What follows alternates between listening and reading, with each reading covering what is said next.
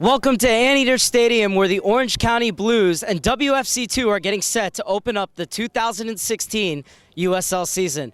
I'm Mark Serber alongside former Blues forward Amani Walker. And Amani, the Blues were Western Conference champions last year, but they're demanding so much more this season. Yeah, it's hard to go from the underdog to top dog. And I think that, through preparation this preseason and the kind of togetherness, the common goal, the camaraderie of the team, I think they're going to do fantastic this year. And so much of their success is down to the coaching staff that was brought in last year in what we're dubbing the Oliver Wiese Barry Venison effect.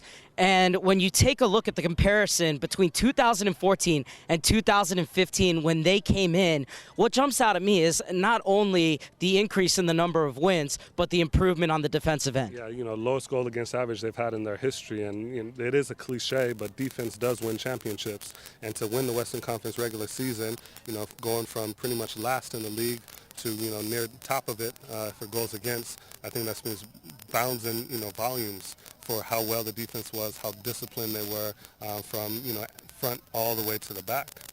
And of course, it's not just Wiese and Venison getting the job done. It's the entire coaching staff doing the work behind the scenes. And they brought in a lot of new players this year. They feel that they have the right mix of returnees and new signings that can get them over the hump of losing in the conference semifinals last year and get them that USL title that they crave. Yeah, and it's, they're bringing back players like Brenton Griffiths, like Jackson McCracken, who are big staples in that back line last year that, did so well. But then they brought in Miller, who's, the goalkeeper of the year of Rochester Rhinos, and he did so well personally and, as a team that he's going to bring a wealth of experience to the back line.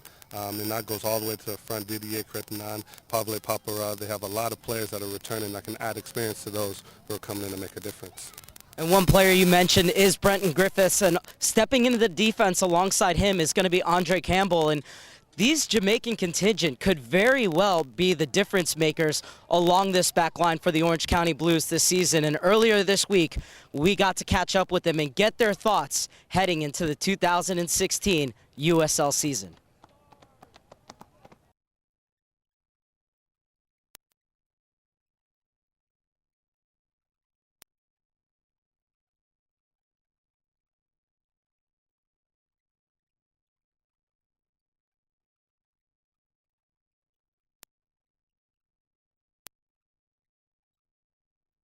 Won the Western Conference last year. What allowed you to be so successful?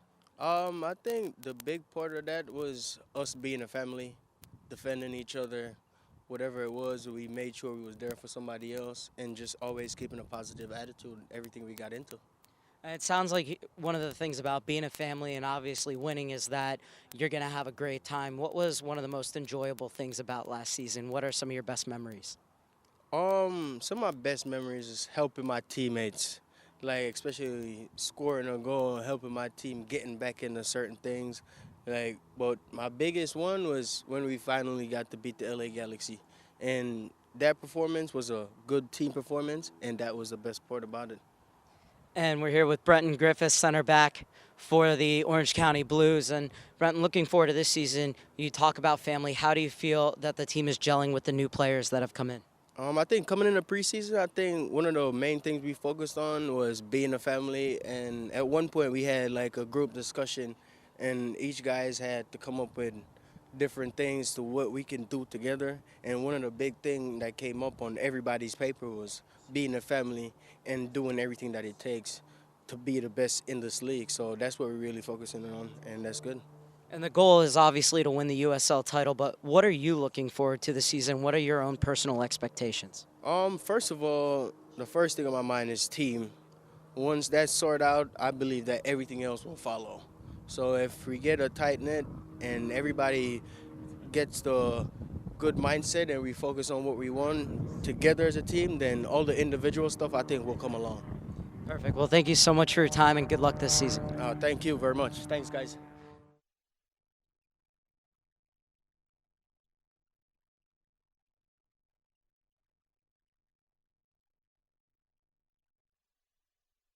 Mark Serber alongside Andre Campbell. First of all, welcome to the OC Blues. Thank you very much. I know we're still in preseason, heading toward our first game, but how's your time been here so far?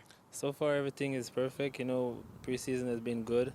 The lads are working hard. We're building the team and so on. So everything is perfect at the moment. So we just put in the final pieces together, and hopefully we'll give a good show in this season. And how are you enjoying Southern California?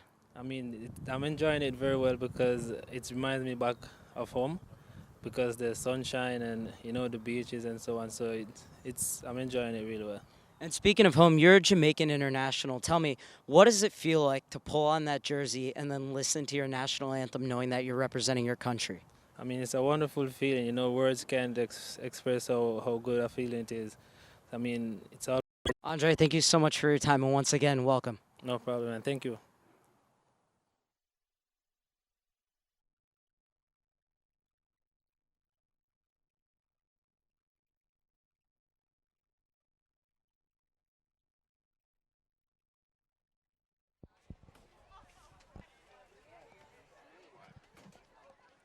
We're minutes away from kicking off the 2016 USL season. Mark Serber alongside Amani Walker as the Orange County Blues are getting set to take on WFC2. As we made our way to the commentary booth, and Amani, this is a WFC2 side that is very young but very, very talented. The Blues cannot take them lightly at all. No. To have so much youth, people coming up through the academy, knowing the system up there in Vancouver, I think it's, so much wealth of knowledge that the whole coaching staff in Vancouver can tap into. But the Blues have to be careful at the same exact point because, these kids are naive in a good sense. They don't understand how, the Blues did last year, and they don't really care for the most part. So they're going to come after them. And I think, Vancouver comes out in the first 10, 15 minutes, puts the Blues on their back heels. I think we can have a very interesting game going through the rest of the night. And for Orange County, they finished their preseason 3-3-3, and you can't really put a lot of stock in results because during preseason, you're worrying more about getting your fitness. You're worried more about systems. But the one thing you can say about the Blues is they went undefeated in their last 6 games, gave up just 2 goals, and had 4 clean sheets. And one thing that head coach Oliver Weiss told me is that when you have clean sheets, it doesn't just mean that your goalie's making spectacular saves, which Brandon Miller was, but it also means that it's your whole team that's defending well. It's not just the back line. It starts with the front, everybody moving and working together and buying into the system that this coaching staff wants to implement. Right, and it just shows that something's finally clicking. Like you said, preseason is just preseason, and all that matters is tonight going on forward for the next few games. But you can kind of take a little stock in and say, well, okay, so something's coming out, something's clicking. We're going to feel better going into this because we understand who we are defensively. We understand our identity. And I think that's the big thing in preseason is to figure out what we're going to be, how we're going to play. And, those 4 clean sheets, that's a massive, massive improvement going on forward. And I think they're going to have a lot of confidence in tonight.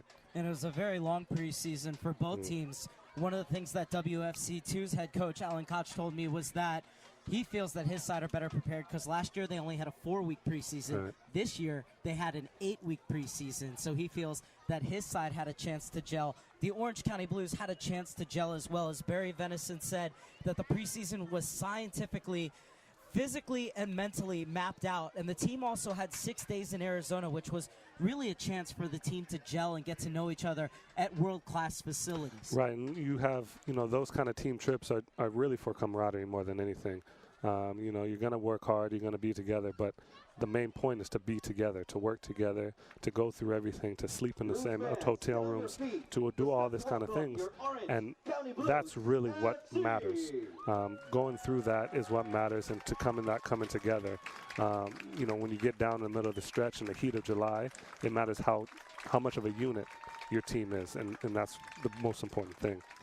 And Oliver Weiss also said that the entire staff felt that the trip to Arizona was tremendous because they felt that when they came back, they knew they had a team that was willing to come and compete every single time they stepped onto the field and would also hold themselves accountable to be the very best. And he feels like that's the moment that it clicked. And then they came back here and he said that in the build-up, the last few days before practice, or before a game rather, you're not going to practice too hard. But they said in their last real practice on Wednesday, they felt like everything that they wanted to implement, the players really got in click. So this is a coaching staff that's really jazzed and believes in this side heading into tonight's match against WFC2. For sure. All that is invaluable. Confidence is the key. You don't want to come into the first day not knowing what you're about. And I think it sounds like the Blues truly know, and they're ready. They're geared up for this one tonight.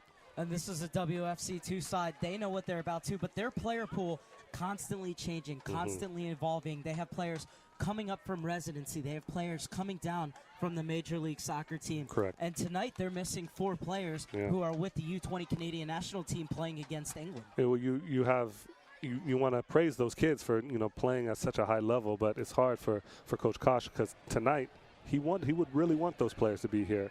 But it's a professional soccer league, it's a professional soccer team, and it's very true that the saying next one up. If somebody's not there and he would be performing, how good can the next one up be? Is this the opportunity tonight that somebody makes their name for the rest of the season? And a bunch of players on both teams that are either full internationals or have represented their respective nations at the youth international level. And we will tell you about those players as the game progresses. But 2 teams with real quality. They say USL rising, and this is certainly a league that is just continuing to grow in leaps and bounds. 6 new teams this year, but the quality has been here for a long, long time. Well, yeah, America's a big, big country, and with 330 million people, you would think that we have a few good soccer players in this country. And I think USL is really coming to the grassroots and opening that up and getting players from all over, not just America, but really tapping into our youth programs and our youth systems to try and create the best league that's accessible to all. And now, Vancouver Whitecaps FC2 being introduced. A very young squad, the average age just over 20 years old. In fact, their entire backline tonight, all 4 players are 20 years old. That's crazy. But that's a great opportunity for these boys to come into a situation like this where they're going to get solid minutes. They're going to get, a great experience, and they can only build on this. To be that young, to play at this kind of level, it's incredible. College system is very great, but there's nothing like playing in a professional game. And one thing Alan Koch said was that, this is kind of like a 2-year cycle for a lot of these players. Last year they were figuring out how to be professionals, what they were good at, what they weren't so good at and needed to work on. Now this is the year that they're true professionals. They're going through the ringer, and this is their true test. This is their time to step up to the plate and show the Vancouver Whitecaps FC organization that they're ready to continue their path and make that jump up to the Major League Soccer team. It's so hard when you're that young to really know that you're playing for your livelihood. You're playing for your career. You're 20 years old. You're still used to playing at 13, 14 years old and, in the park with your friends, at school. But now they're really starting to set up something that they can do for the rest of their lives. And that's hard to realize today at 20 years old. But the quicker they figure that out and the more experience they get, the better they play, the better off these young boys will be. And for the Orange County Blues, plenty of young players on this squad as well. Yes, yeah, and it's funny how last year we were very, very inexperienced, in the sense that we had a lot of rookies, second-year players, kids coming straight out of college. And this year, they look like they've added a lot more experience. Guys 30, 28, 29 years old who've been around the league, been around MLS, been around other countries, playing in various divisions. And that's, so great to be able to mentor those young boys and to come up. And so they've reached the same level everybody can get to. As we take a look at the Orange County Blues, you can see the lineup on the screen. We're going to step aside and listen to the playing of the Canadian national anthem, followed by the Star Spangled Banner.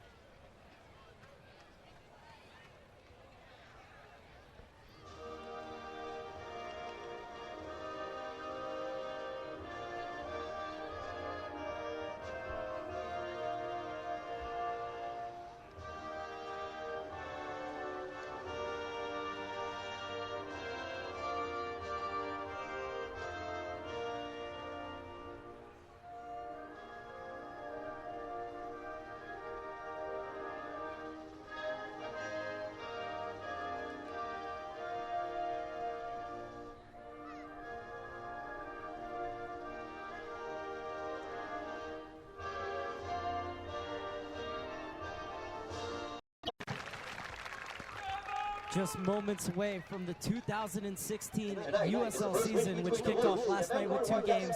11 more games tonight. And Oliver Weiss has done an excellent job of bringing experienced players into this squad. And as we take a look at our players to watch, and one of them is the Blues goalkeeper and Brandon Miller. Yeah, he did such an incredible job last year in Rochester, and it was a huge pickup for the OC Blues to get him. I think he'll have an immediate presence, an immediate impact on this Blues season, and really organizing from the back and giving the defenders something to hold back there. That's saying, well, if somebody gets past me, I know Brandon's got it, and that's invaluable. When you talk about goalkeepers, well, for WFC2, it's all about strikers, and Safu comes in having scored 7 goals in 23 games last year for T2, and that's a huge pickup. Yeah, it's huge. He's quick, dangerous in front of goal, lethal really, and he's one of those players that you always have to keep your eye on. Purdy, Felix in the back, they really have to know he's there at all times, because as soon as you let him out of your sight once, you're 1-0 down. That's a hard road to come back from. Unfortunately, questions as to whether or not he's going to feature tonight, so we're not sure. Right. But still, very good lineups being put out by both squads. And one player you mentioned, Stephen Purdy, plenty of experience, not only in Major League Soccer, and even though he's from Bakersfield, California, yes, also with the El Salvadorian national team. Yeah, that's incredible to have somebody, with those many games of high quality under his belt, to be able to organize you, from the back line to midfield to the forward. Just a strong voice, strong figure back there. It's incredible. I think the Blues will really enjoy having him for the year. He's wearing a captain's armband tonight, so I think he already has shown in preseason just how valuable he is to the team. I think we'll see a lot out of him going forward. The Orange County Blues, 2 wins, 1 draw, and no losses last year against WFC2, and we'd be remiss if we failed to mention that in the first meeting against WFC2, it was Amani Walker who scored the 2nd goal to ice the game and get all 3 points for the Blues, which was a huge pickup early in the season. And then, of course, that late 1-1 draw, yes, late in the season, yeah, which helped the Blues on their way to sewing up the Western Conference in the regular season. In fact, 7 wins, 2 draws, and 1 loss in their final 10 games on the race to winning the Western Crown. Yeah, it's incredible. There was such a good start, minus the first game last year. Started, and it was kind of, the catalyst was the Vancouver Whitecaps 2 game, where we won it 2-0. And going into the end of the season, we had a little rough patch, but those last 7 wins that we had were monumental, and it pushed us into the playoffs and also into Western Conference champions. Oliver Weiss will tell you to forget that Western Conference title, because it's all about 2016, which is underway between WFC2 and the Orange County Blues. The Blues in blue, attacking from right to left across whatever device you may be listening and watching on. Well, this young WFC2 side in their all-white kits attacking to the right, and it's the first touch in a Blues jersey for Brandon Miller. 2015 USL Goalkeeper of the Year gets it out wide, and the Blues are going to roll it across the back. Muse floats it forward. And he's cleared away. Look for both teams to get in behind early, just to test out the back lines, test out everybody's nerves. You want to try to create something as quick as you can, get the ball out of your back third, and try to see if you can force the other team to make a mistake early. And so far, WFC2 looking very direct as the ball comes all the way back to Felix. And he was a great pickup last season. I mean, one of the things that Oliver Weiss did so well was bringing in players like Felix and Popara late in the season to help that run onto the Western Conference Championship. I think, if we go by mid-season signings to late season signings, the Blues did better than any other team in the USL. Popara, Milton Blanco, Ryan Felix, they all had an immediate impact when they came in and really pushed the whole team ahead. And this is Plonka. Gets it right back. Muse, 23-year-old Belgian, who joins from Desselsport in the Belgian 2nd Division, but also spent time at Club Bruges, which is featured in the Champions League. Yes. As this foul is going to go against Plonka. And it'll be a free kick, quickly taken by WFC2. Looking to push the envelope early, but the Blues are keeping their shape well. They have high man up there, looking to see if they can get him in behind. Safely doesn't look like he's featured tonight. DeWitt, joined from Fortuna Sittard in the Eerste Divisie, which is the Dutch second division. The 20-year-old has featured for the Dutch U18 international team. And Plunka has to be careful there. But play on, says the referee. And the flag goes up against Kyle Gregg, the transfer from Oklahoma City. And that's what the Blues are going to have to be wary of. Those little balls clipped in behind. Make sure they're going to have their line set, Purdy and Felix, because as soon as one of those balls gets through, it's one-on-one with the keeper and anything can happen.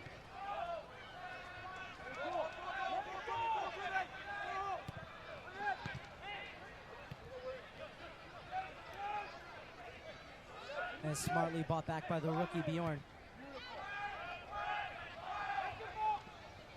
Bjorman should feel very much at home.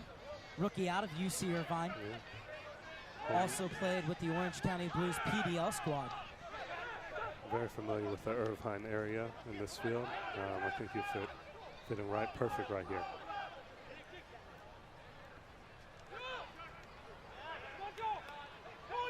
As the Blues looking to attack again.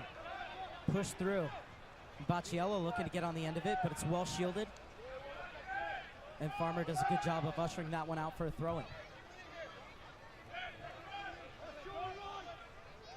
So fourth minute, still early days, but what are you seeing so far? I think that, the Blues have had a majority of possession early on, and they're really trying to connect and find something. And the Whitecaps, kind of how we had thought that they were going to push him behind is really test out this back line to see, if they're capable of keeping up with the speed and being able to keep up with the pressure, playing at home in the first game, being Western Conference champions last year. Goal kick for Sean Melvin. A full Canadian international.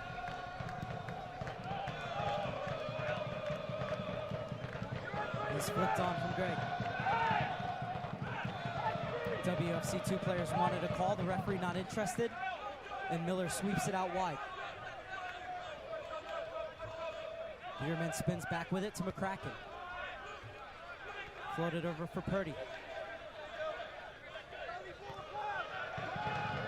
Muse. Put Purdy into a bit of an awkward situation, but he was able to deal with it. Yeah, now Vancouver's going to start putting them on a little bit of pressure.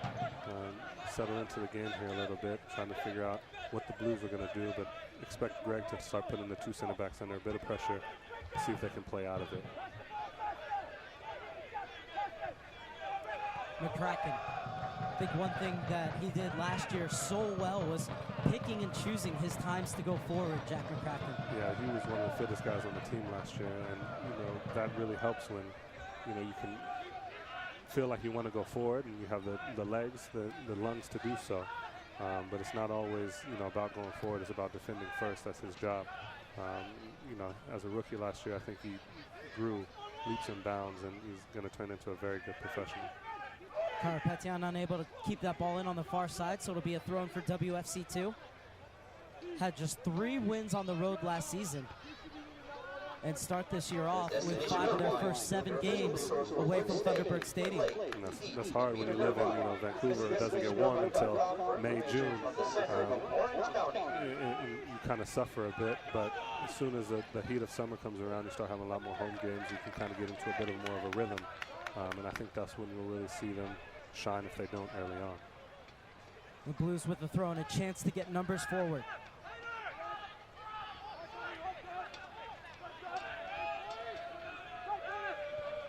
And a good job from Gardner to hassle and Harry and help win that ball back for WFC2.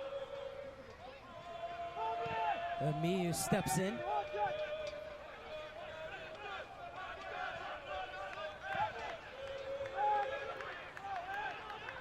Valima to bring it down on the far side. Yeah, good ball, good win. Plenty of space to gallop into. And Serban wins the free kick. Was waiting to see what the official was going to do. He was just caught out of position there, going in for that header in the middle. open up this entire left side for the Blues so Vancouver can get forward. Now it's a dangerous free kick. This is going to be really the first test for Brandon Miller. It's Levis who's over it. 5 queued up across the top of the box for WFC2, but the Blues are able to deal with it. Not out of the woods yet, as WFC2 will hit the reset button. Serbin guides it back to his keeper.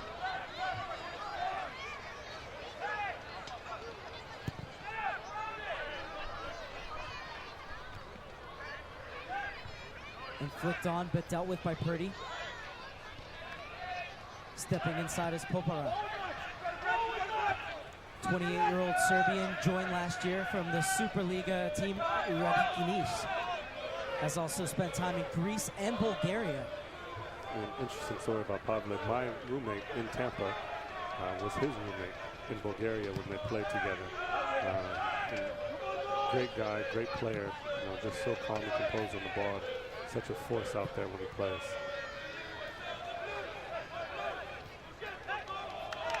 And neatly done and almost chipped through, but the WFC2 back line was wise to it. Blues able to maintain possession. And the Blues will win the free kick as they did well to deal with the high pressure from WFC2. Yeah, they look like they're settling in well, the Blues.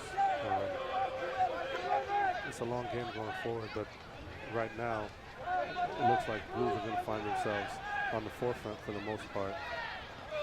And the Cavalry able to come up from the back as Miu stands over it. It's a left foot on the right-hand side, so this ball is going to bend in towards Melvin. And it's a bit too deep and catch and practice for Melvin in the end, but the idea was there for Muse. Yeah, I mean, that's the first free kick of the year. I've seen him in training, and he can hit a very, very good free kick. He's going to be upset with that one, but the way the Blues are playing, he might get a couple more tonight. Pressure being put on by Bacciello, 24-year-old who joins from AC Connecticut in the Premier Development League. And one back in midfield by the Blues, but free kick is called. 10th minute, still 0-0 between the Orange County Blues and WFC2. And so far, neither side with a real genuine scoring opportunity. Again, has been playing in the middle third for the most part with a couple free kicks and, three balls that haven't quite connected. Both teams are just sussing each other out. We'll start to see a little bit more breakdown and intent coming in here in the next 15 minutes or so. Flicked on, but over the head of Lima. Finally brought back down to terra firma after a little bit of head tennis, and something could be on here. And Miller out to the extreme of his penalty area to claim. Yeah, that was, what they have to be careful of. A little penetrating ball through and run. Karapetyan with a bit of a heavy ball back. A good overlapping run on the far side. Now coming in looking for the shot, but well defended by McCracken. And Bacciello chasing it down on the far side, but it's guided back to the keeper. Over to DeWitt. Former U18 Dutch international, though, gives it right back to Muse. And DeWitt gives it to Karapetyan. First chance of the season for the Orange County Blues, and it wasn't far off. No, it wasn't. And great work by Karapetyan to hassle and harry and chase after what many would consider to be a lost cause. Yeah, but it started out with Bacciello up there, putting pressure on the back line, putting pressure on the goalkeeper. Popera coming in behind him and setting the, not letting the Vancouver come out very easily. Good ball in by Muse as well, and I think he'll want that one back. First chance goes to the Blues. Serbin in the overlap. Ooh. And a lovely touch inside. It played to the back post. I think a bit too much weight on that cross. But the Blues escape. It was great run in, great first touch there. I thought he was going to have a shot. He was inside the 18. It looked like he could have probably pulled the trigger, chose to cross it instead. But it was well flicked out by Felix in there. And it's going to be the first corner kick of the game. And it goes to WFC2 in the 13th minute. be an in-swinger on the far side. Looking for that flick on. And we'll do it again. Vancouver wanted a handball there, but they'll never get that call. Blues are going to have to be careful here if they happens to get that flick over. And there's some gaps in the middle there. And take two. And this one cleared away. Only as far as the top of the box. Popara playing it forward. Hooked away. And WFC2 will win a free kick on the far side. Blues are going to have to be careful about those. You know, set pieces are dangerous. You know, a lot of goals can come from those. If you're not careful, you switch off for just a second. You know, you're going to have to be wary of letting Vancouver get in through, get set pieces, cheap free kicks, corners, creating dangerous opportunities for themselves. The Blues seem pretty measured in their build-up right now. Yeah, and it's great to see they're trying to play out the back as much as they can. Find their two center midfielders, their wingers, and clear it out when they don't have the opportunity. But they're doing very well in holding the ball up, connecting, bringing people in, trying to.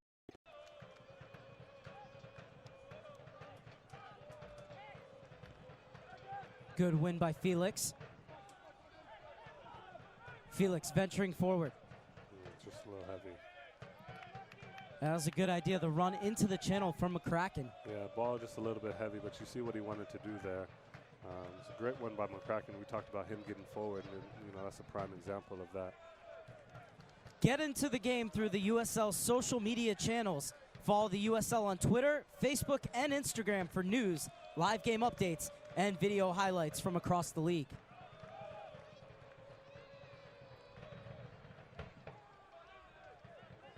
Plunka did well to win it back for the Blues. And the ball looking for the target man in Baciello.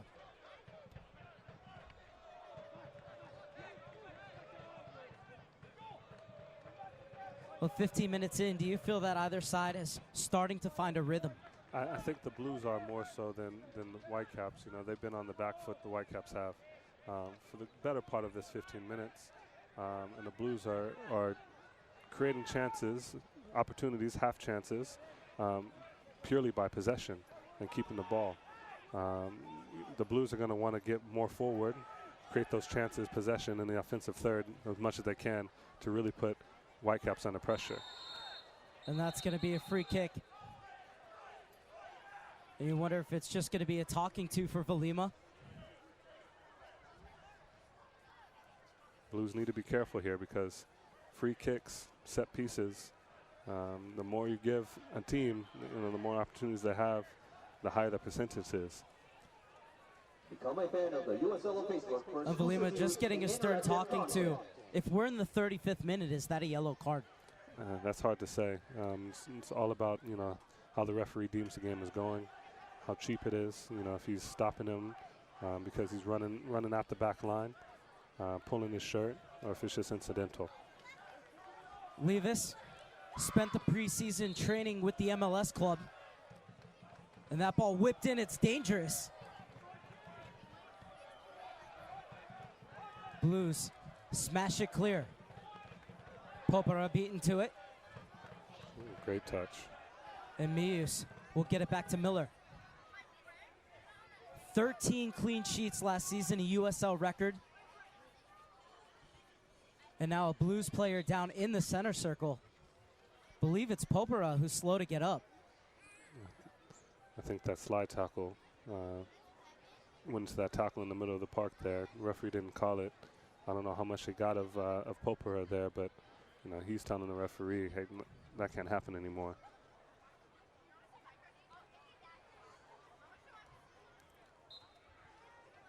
And the ball was played out of bounds and sportingly given back by WFC2 to Brandon Miller. Not only the record with 13 clean sheets in 20 games played, but allowed just 11 goals and another USL record in just a .54 goals against average. That's incredible. You know, you have to commend both Miller and the Rhinos back line staff the whole team. You know, shutouts are a team thing, but you know, definitely starts with the man between the pipes. And his presence, you can already feel, is great. They have so much confidence in him. His back line, he'll be special this year for the Blues. Excellent shielding. Bierman plays it back, pushed forward, looking for Popera.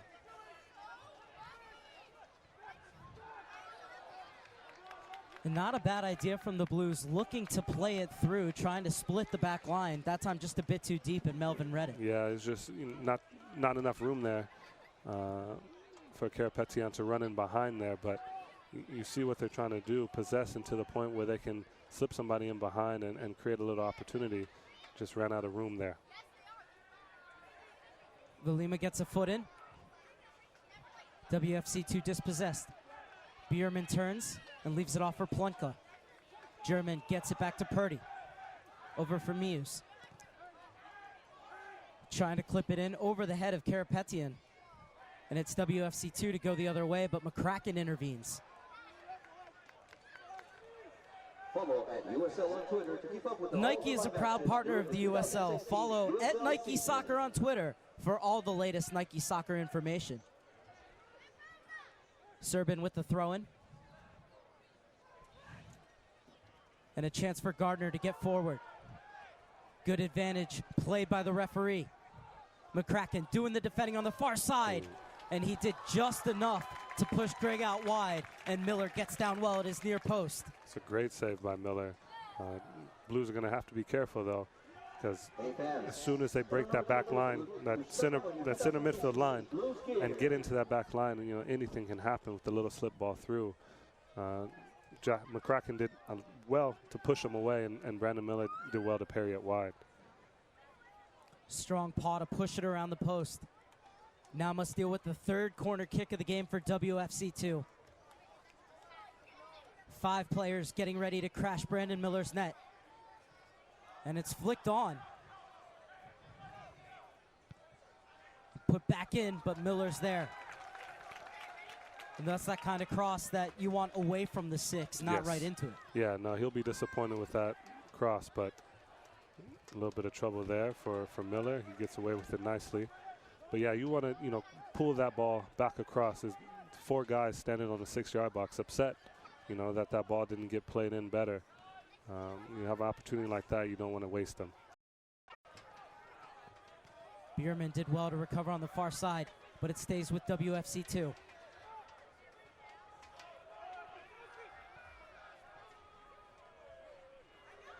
Well, the idea was there, played it into the channel and the little touch out wide, but the wide player had made the run forward. Yeah, and just a little miscommunication. They'll figure those things out as this game goes on and for sure the season. Plunka's looking really good as that shield in front of the back 4. Yeah, you know, he's really embracing that number 6 role that I know Vies and Venison and Cloutier really enjoy. You have to be a stopper in there, you know, in the old sense of the word. You have to be someone who's going to kind of plug up as we have an opportunity here. And get back to it. Off the post, and the Blues escape again. It's great saves, and that's why you have Brandon Miller back there. You know, it's a little mistake and 1v1 inside the box, and Miller comes up huge. Showing why he's the 2015 goalkeeper of the year in the USL. And that's why the Blues have him here now, you know, big moments like that. This one will be an in-swinger from the near side. Play to the far post. And it was Plunka who was there to get it away again.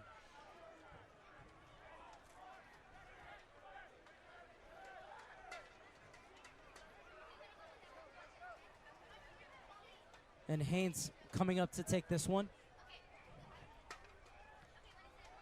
Chested down, but well read by the Blues. They wanted a handball on Valima, who just hooks it clear. The safety first from the Blues is, this is the kind of period of pressure that they're going to have to ride out a bit till they get back onto their game. Oh yeah, for sure. You know, soccer's not all perfect. You know, it works in waves. And right now, Whitecaps have a little bit of momentum. The Blues are just going to have to endure it and get themselves out of it as quick as they can. Serbin venturing forward once again. Continues his run.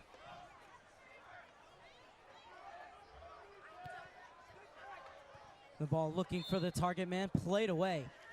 And winning the free kick is Ryan Felix.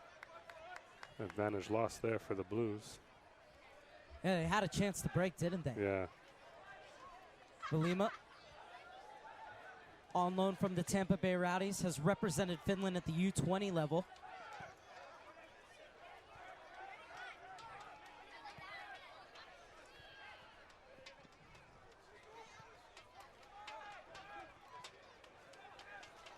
Over the head of Bacciello. But Velima's there to mop up for the Blues in the 25th minute. Muse. Lovely turn from Popara. Fires. Good effort. But Melvin was well stationed. And that's what you can get from Popara there. You know, just such a quick turn, such a tight turn in the space there. And he's deadly in finishing. Well, he caught all of that, but Yes. good positioning from the goalkeeper. Yeah, and you know, at least he tested him. You know, good save by the goalkeeper there. But he can be expecting more from Popara tonight, I can tell you that.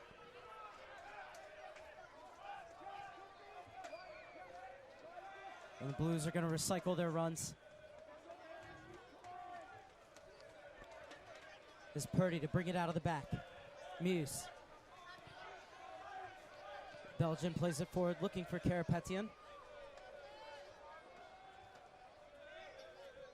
And good defending from Muse, and good passing as well from him.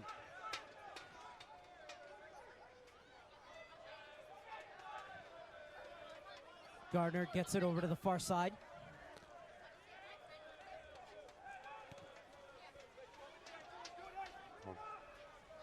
And another opportunity here into the center and flashed wide of Miller's goal.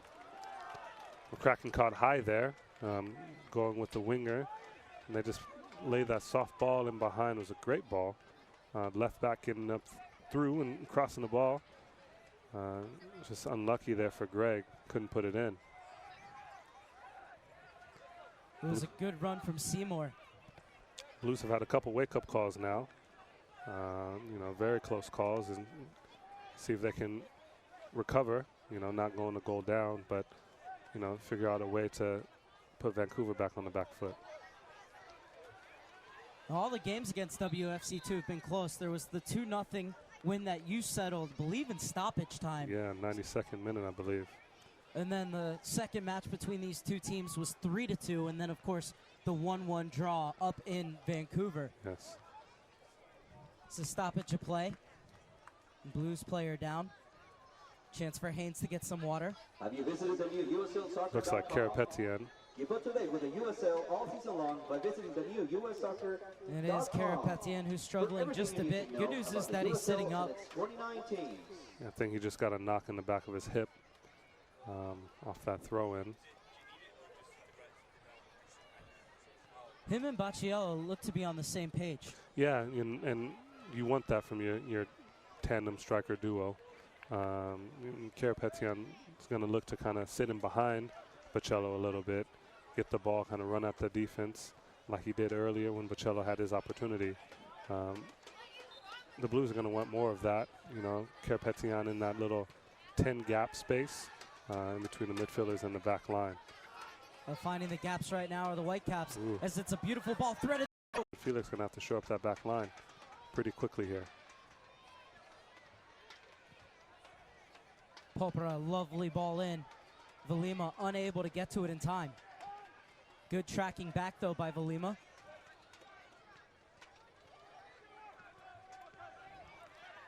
And it's WFC2 off to the races once again, trying to thread it across, and Purdy got a touch.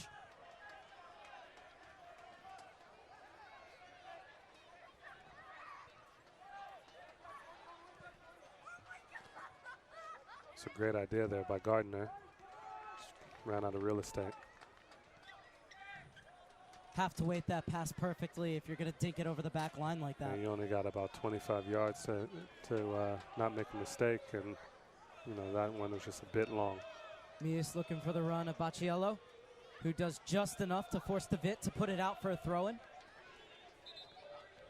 And another Orange County Blues player down. Karapetian can't recover from that little knock he had. You never want to have to go to your bench early. No, 30 minutes into the game, they had such a successful preseason with so limited injuries, only one major one. So it's kind of unfortunate to see that somebody's down so early in the season. We wish them well. Well, if the Orange County Blues do have to use a sub, the good news about the USL is that it's 5 substitutions rather than 3. So still plenty of cards for Oliver Wiest to play should he have to burn one early. And he has a full bench of available players there waiting, chomping at the bit to come on. USL matches are available live, free and in HD on YouTube. The Blues players are up and warming up behind the bench, but I don't see anybody getting ready at the center. Karapetian, though, is going to have to come off at least for a second and wait for the referee's permission to come back on because the trainer did come onto the field to attend to him.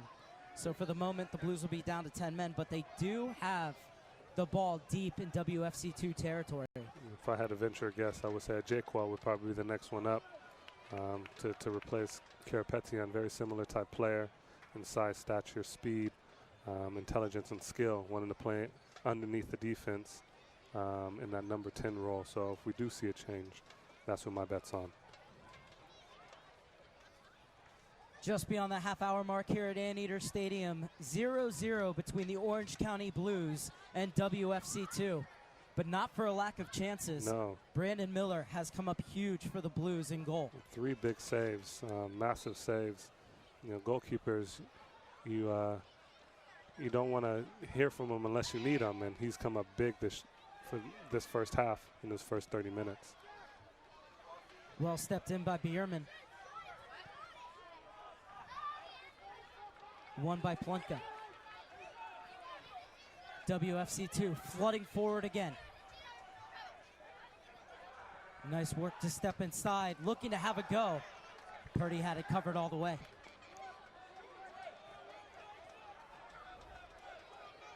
Seymour has been strong checking into those channels. It's been incredible. He's found himself in some space and really creating havoc for the Blues midfield and back line. Farmer sprays it to the far side. McCracken gets back, has to try and shield this one, and he'll win the throw-in. Keep up to date with the USL all season long by visiting the new USLsoccer.com for everything you need to know about the USL.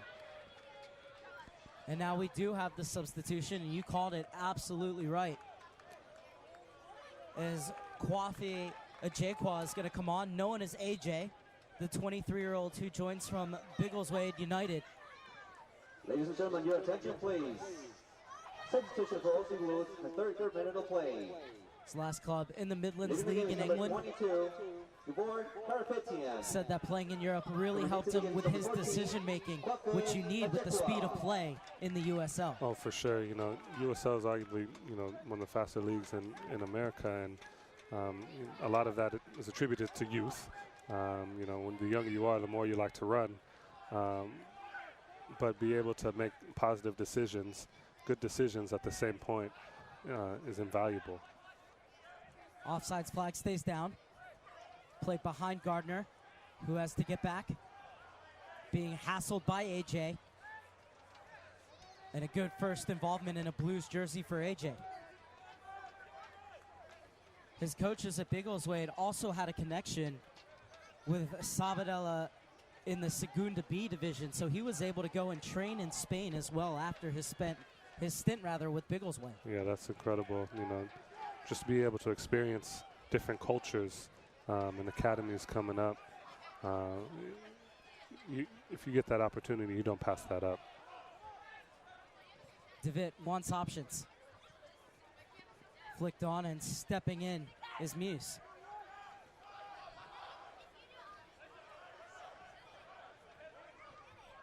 Serban waiting for movement. Gardner checks in.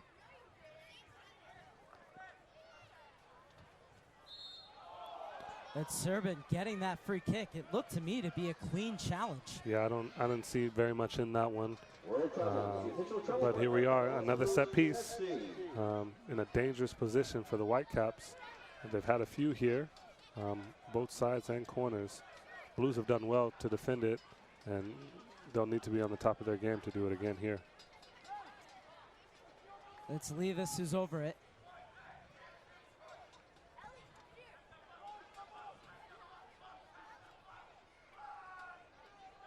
Miller calling for his wall to move over just a bit. And that's a good ball to the back post, but well defended. Great header. It was Plunka again. He's everywhere tonight. Well, he's been a boss in that area, especially on those balls sent in by WFC2, and they've been quality services, but Plunka's got himself in the right position. You know, you need that. You know, you need a ball hawk, to use a football term, American football term. You need somebody in there who's going to always find himself in the box around the ball, offensively and defensively.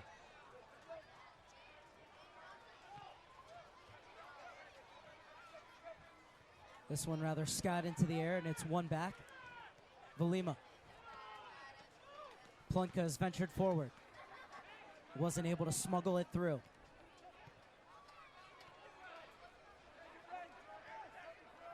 How's that for a burst of pace on the far side? Speed.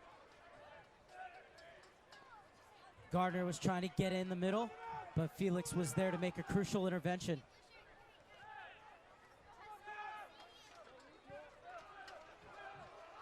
And safety first from Felix.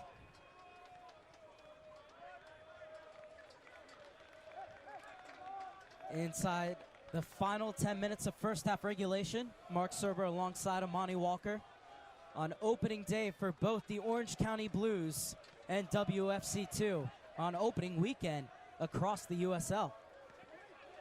Full slate tonight, 11 games.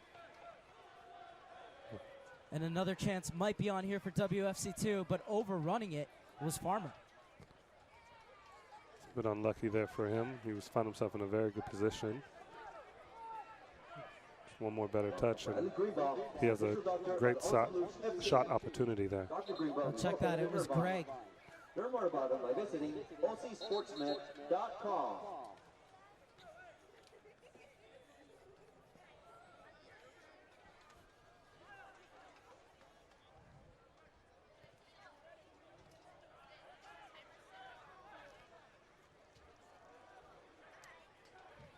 Plunka with a rare giveaway, and the shot skipped in, but right at Miller.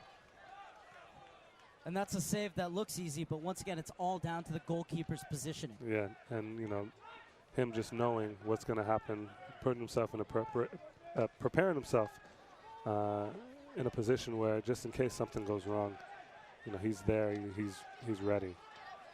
Muse over to the far side for Levis. And he tried to slip it on. Falls kindly for him, but it's taken away at the second time of asking. Great tackle there by Purdy, anticipating. Over the head of Greg, and cleared away by Purdy again.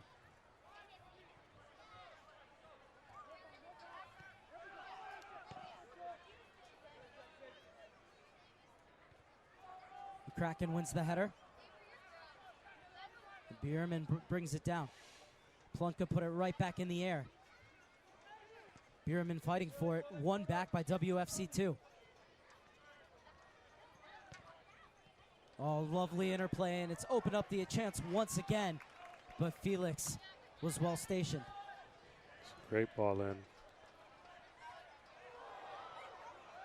Advantage played on. Serbin played it behind the forward. Velima wins it over Gardner, only as far as Piro. As Serbin was trying to curl it around the defenders, just didn't get the proper contact. And now AJ to chase. And safety first from Farmer. And that's what the Blues really needed, you know, a little bit of reprieve, because WFC2 were in their half for the last 7 minutes, and OC Blues couldn't find themselves out. Muse, that's a great ball just over the head of Bacciello. Great and then ball. Melvin almost spilled it with a player lurking on the back post. And that's something that they need, you know, a little bit of confidence boost. They've been on their back foot for a while, but being able to connect with their forwards and create a little bit of something. And this is Great better. ball. The flag stays down. Ooh. I thought that was almost a great first touch from AJ to get it over Melvin, and then was going to tap it into the net, but in the end, just a bit too heavy. Yeah, he would have done better to try and head that ball straight in instead of trying to head it to himself. But great link up in the middle, in the midfield between Muirman and Velima. But that's what the Blues need, that little bit of confidence, something that they can break through. Linking up, interplay with the forwards is the only one that can relieve this kind of pressure. Plunka once again winning the aerial battles. McCracken pushing up to take this throw-in. Bierman making a run down the line. AJ trying to keep it in, wins the free kick in a dangerous position for Orange County, heading into the final 5 minutes of the first half. Great piece of skill there from Ajekwa to lift it over the center defender's head. Just caught him just across the face, but if he hadn't, Ajekwa was in with a lot of options there in the box. So now it's the Blues' turn to see what they can do on a free kick.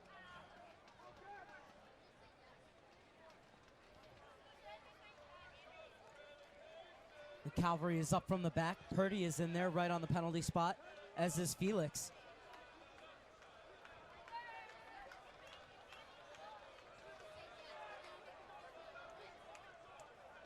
And it's going to be Muse to whip it in.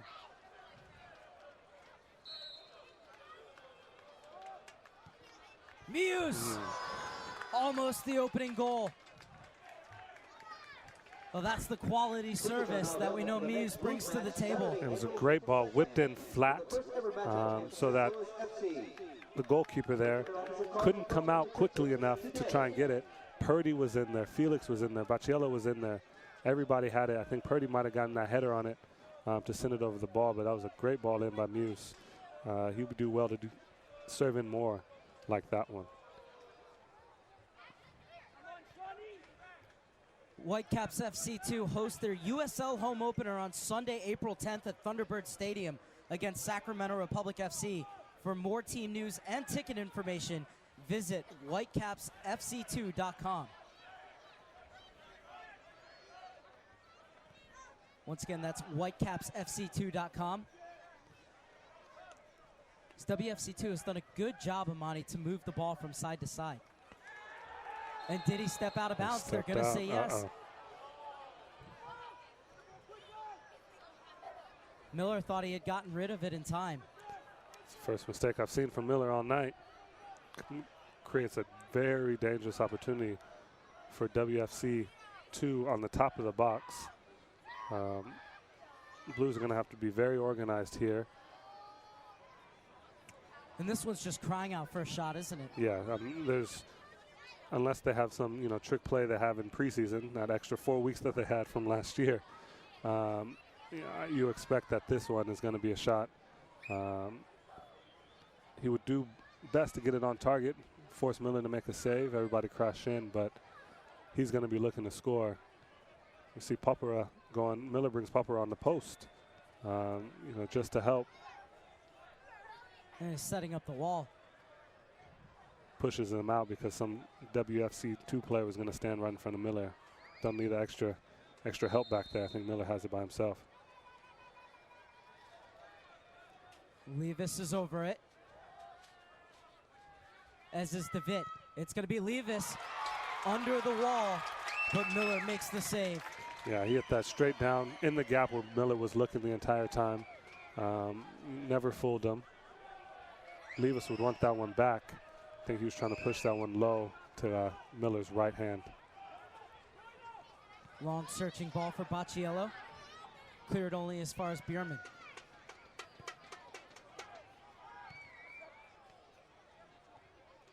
Bought down by Velima. Good entry ball from Velima. And that's what the Blues need. It was a great look to try and play it through as well for AJ. Yes. Making the diagonal run, but instead It's WFC2. Serbin. That's a good ball in again, but repelled by Felix. And Serbin runs himself out of bounds.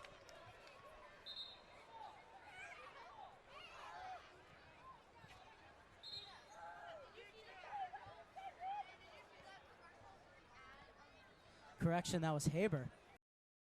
You know, that's how he got injured a little bit earlier in this half. Muse.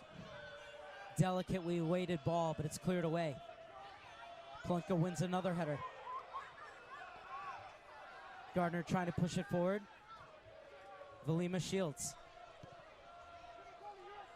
That'll stay in.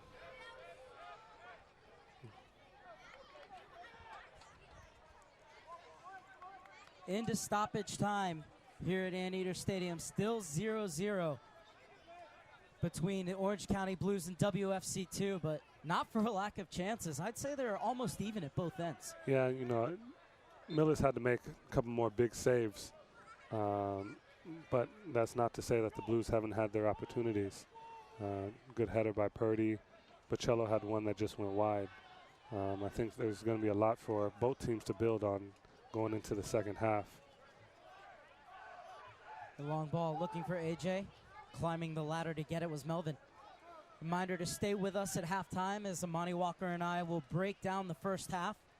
And then we will have our new segment, Getting to Know You, where we get to know some of the Blues players, both on and off the field. Learn favorite foods and stuff like that. What kind of car they'd love to have. Oh, that's nice. What's on their iPod. Jake. AJ Bacciolo! Should have been the opening goal for the Blues.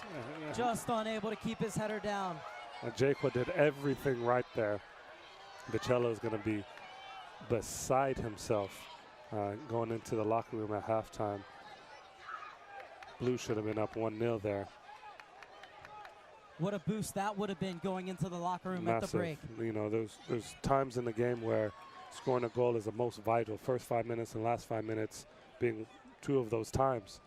And going into halftime, you feel that boost, and it just drops Vancouver down. But you know, let Vancouver off the hook there. But if you're Oliver Weiss, you have to love the way the Blues broke out there. Oh yeah, for sure. You know, there's positives from every situation. The finish wasn't there, but you know, getting there, if he gets that opportunity again, he'll definitely score. Ladies and gentlemen, 0-0 after the first 45 minutes of the opening match between the Orange County Blues and WFC2. Not for a lack of chances, though. No. And the last one falling to Bacciello, heading just over with the goal gaping. However, great break. And you have to say that AJ has really changed this game since coming on for the injured Karapetian. Yeah, you know, he has a lot of energy, and he uses it very well.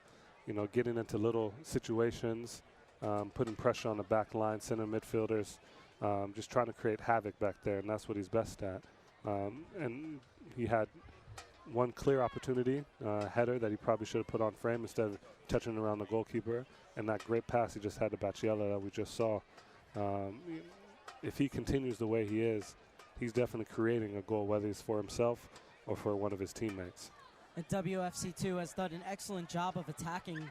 And one thing I think they're doing really well is they get a new person into the attack with each pass that they make. And it's great. And soccer coaches, when you have them when you're young, they'll say up, back, and through. And I think WFC2 is doing that perfectly.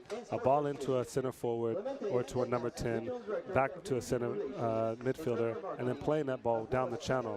Whether it's Greg getting through or whether it's one of the wingers, they're finding themselves in very good opportunities to whip crosses in to great shots on target, and Miller's had to come up huge a couple of those times. One thing that I'm enjoying watching the Blues when they have the ball is the tandem of Plunka sitting in behind, doing the dirty work, and allowing Velima to be the playmaker. Which is, you know, I think what Weiss really wants.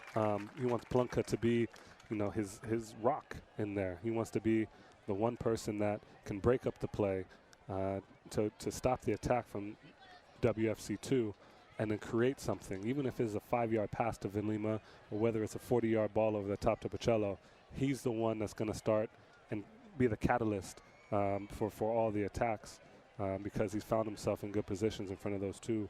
Purdy and Felix just have to keep him ahead of them because, you know, he's their insurance. He's that ball that stops into Greg and stops into the channels. And as soon as he kind of gets out of position, that's when the Blues can find themselves in trouble. So the more he can stay in there, the better they'll be. And also, they haven't had too many chances, but when McCracken and Muse have been able to get forward, they've been dangerous. Yeah, Muse has put in that great ball over here to Karapetian. Karapetian just hit it just over. But him, McCracken, you know, whether he's up already from a throw-in or coming in through the run of play, he's done so well in creating opportunities, whether it's a ball into Pacello or playing with Bierman, you know, 1-2s around the back over there. They're doing very, very well. Wies will try to get them involved more in the attack. One, it brings more opportunities, but two, it means that the Blues are able to push up and they're not under so much pressure. And as we take a look at the halftime stats, we talked about the chances being almost even, and you see that with WFC2 with 6 shots and the Orange County Blues with 5. Yet the big thing is no one's been able to put one in, and we're still locked at 0 after 45 minutes. If you're Oliver Wies, what are you saying to your side in the locker room right now? I'm saying that it's a good half. You know, we started off really, really well, but the thing that the Blues need to do is when they have a little lull in possession, when they have a little lull in the game, don't get caught so far deep. Don't, you know, invite that pressure. And when the Blues do get the ball, being able to push it forward and maintain it and hold it, because that's the only way you're going to relieve pressure. You know, the main reason why they had so much opportunity, WFC2, is because they were pushed back so far. You know, you're just inviting the team to come in and take a shot. Monty and I are going to take a break up here in the booth, but stay with us as we get to know some of the old and new Blues players, both in between the lines and off the field.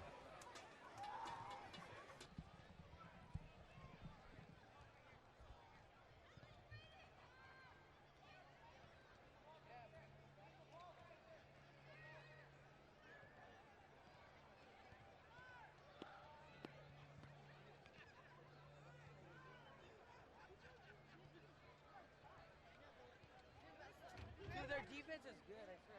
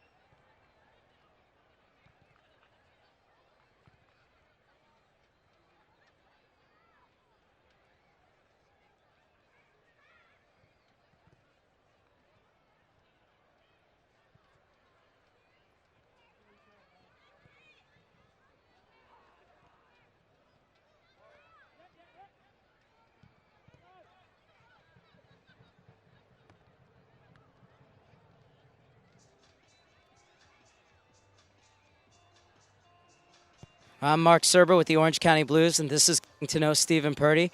Stephen, first of all, what is playing on your iPod right now? Oh man, my iPod. I got it on shuffle, so it's just a bunch of random stuff, really. Usually I'm on Pandora, so I'll just pick out different stations there. So I got hip hop and alternative, everything. I mean, really, I'm a big fan of all music. So depending on the mood, before a game, I'll probably listen to different upbeat hip hop songs or that type of music, or just depends. Yeah. And speaking of games, do you have any pregame rituals or superstitions? I mean, for me, I always pray before a game. You know, I think that's important for me to kind of ask God for some favor there. But I mean, really, it's just staying to my basic routine and really focusing on the game, visualizing, being successful on the field and going over different things that that we went over as a team during the week. Yeah, pretty basic stuff. And keeping it in the clubhouse, who would you say is the biggest prankster? Oh gosh, biggest prankster. Brenton looks like might be the biggest jokester, that's for sure. I mean, he's right over here already. But we're still getting to know everyone, and we'll see who what true colors come out during the year. But I'll put my money on Brenton. Yeah. And finally, if they gave you the keys to your dream car, what would that car be? Probably Oliver's car. His Porsche Cayenne's pretty nice. No, but I mean, BMW. I think M5. I love that car, so I'll take that. Yeah. Well, Steve Purdy, thank you so much for your time and welcome to the club. All right. Thank you. All right. Thanks. Thanks so much. We're with rookie central midfielder Grady Howe. First of all, welcome to the club. We want to get to know you a little bit more, so tell us about yourself. Where did you grow up and where did you play your college ball? Yeah, I grew up right down the street in Corona Del Mar, right here in Orange County. Honestly, I live probably like 10 minutes away from here. So, yeah, I grew up playing in Southern California. Played 4 years college soccer at UCLA, so that's not too far down the road either. And do you have any pregame rituals or superstitions that you had growing up that you plan to continue here in the OC Blues locker room? Honestly, no, just getting myself in a peak state of mind, making sure I'm focused and ready to give everything I have in every single practice or game. I treat practice and game the same way, so just being ready to give everything I have for the team. And what's on Grady Howe's iPod right now? Growing up in Southern California, I have my beach playlist, so just like Red Hot Chili Peppers, Sublime, anything you'd be listening to going to the beach, trying to have a relaxing day, just trying to chill out a little bit, so yeah. Speaking of the beach, do you have like a dream car? Is it one where the top goes up? No, just something where I can fit the boards in the car and go surfing with. So anything works really, just as long as it gets me to the beach. Perfect. Well, thank you so much for your time and good luck this season. Thanks so much. Mark Serber alongside Tyler Feely. And first of all, we just want to get to know you a little bit more. Obviously, we got to know you last year, but we want to really get inside the head of Tyler Feely. We want to know what's going on. So first of all, what kind of music do you have on your iPod right now? Music. I mostly listen to The Weeknd, sometimes Drake. And what's your favorite movie? My favorite movie, I think it's Taken. Yeah. And if you could have any car, what kind of car would it be? Any car, I mean, that's a tough one. Probably Bugatti. Bugatti? Yeah. It's not a bad car. And who's your favorite soccer player? My favorite soccer player is Zlatan Ibrahimovic. And if you could set up a friendly for the OC Blues against any team in the world, what team would it be? PSG to play against them. And do you think you could go one-on-one with Zlatan? Yeah, of course. Of course, I love it. Love the confidence. Do you have any pregame rituals that you go through? I just try to prepare myself mentally for the match and just hope to come out of it without an injury. And speaking about the clubhouse, who's the biggest jokester or prankster in the OC Blues locker room? It has to be, I think AJ. Has to be AJ, yeah. You have any good pranks up your sleeve for this season, or are you keeping mum? I'm thinking of some. They're coming. Yeah. All right, perfect. Well, thank you so much for your time, and now you guys know a little bit something more about Tyler Feely.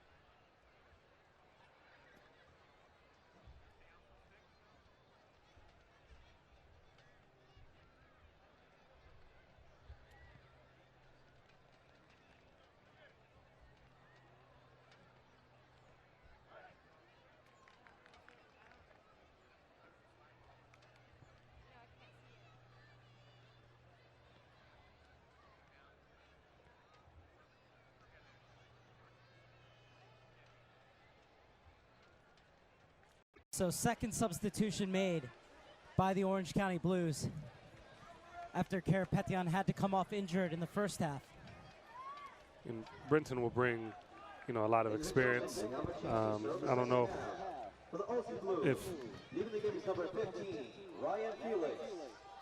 if Ryan Felix have had a knock or anything, but it'll be a little bit added to that back line. The second half underway. Blues attacking to the right. This game so far has had everything but a goal.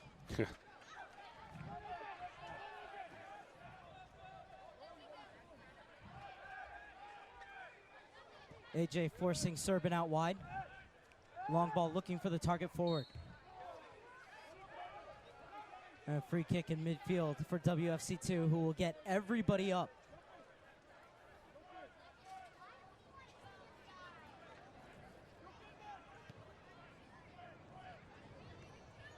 Griffiths with his first touch of the game. And McCracken to bring it out wide. Brought down by Gardner. Has 3 Blues players policing him. And almost won the corner kick. The flag saving the Blues on that occasion. Yeah, and ball looked like it went out on the Whitecaps on that last touch. McCracken will have a deep throw in his own half. Oh, they're saying the ball went out beforehand. Yeah, just a little touch.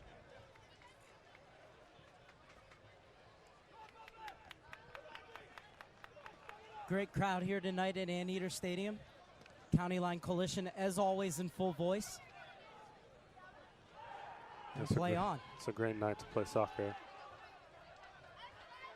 Plunka.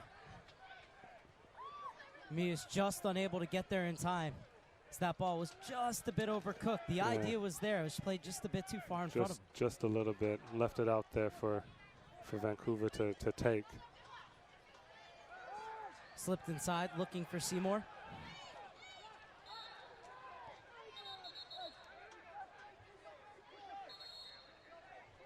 And Seymour whistled for the foul. And what's the referee doing here? He's done a good job of keeping control of this game, the referee, without going to his book. He has. It looked like Haber was just a little frustrated on the tackle from before and went out Plunka, but the referee's done well. The best referees are in control, but you never see them. And that's what he's done here tonight. Griffiths. Great weighted ball. Forward. Beautiful ball. Valima wanted the free kick. He's not going to get it. Purdy sends it forward. Matt Spearman will leave this off for Jack McCracken, the second-year man out of LMU. Gets it back from AJ. Has it stabbed away from him, but wins the throw-in. As him and Haynes get into it, McCracken quickly turns back to business, trying to catch the WFC2 back line unawares. McCracken has his pocket picked. Greg dispossessed by Griffiths.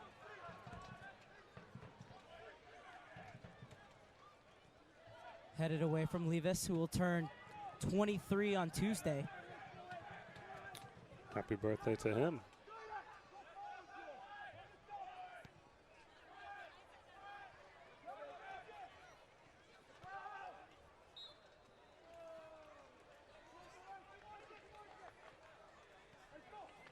Destination Irvine, your official resource for where to stay, play. Get into the game through the USL social media channels. Follow the USL on Twitter, Facebook, and Instagram for news, live game updates, and video highlights from across the league.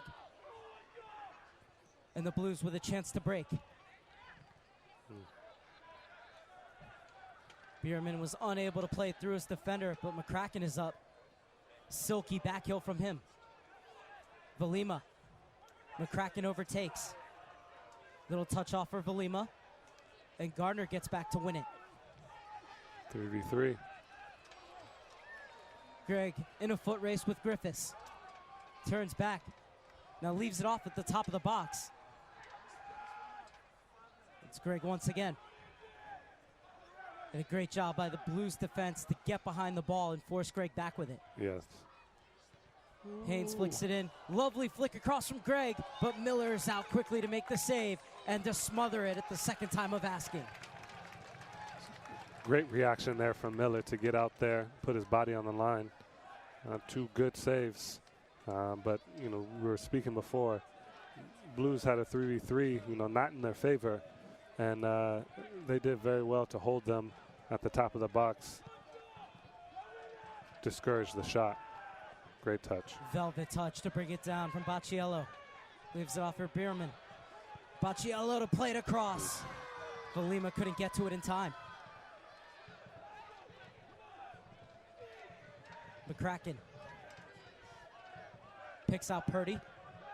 Former Chivas USA man gets forward and leaves it off on the far side. Mius, good ball in. Yeah. And Melvin is going to get the referee's relief here. Yeah, Jaquan just jumped into him a little bit there. Well, the question has to be asked, did he go up straight? Because goalies will always be protected. But always protected. It looked like Jaquan wasn't really looking at the ball when the ball came and you know, caught Melvin in an awkward position. But goalkeepers are protected in soccer, as they should be. You know, they put their bodies on the line and put themselves in pretty awkward situations, and they need to be taken care of.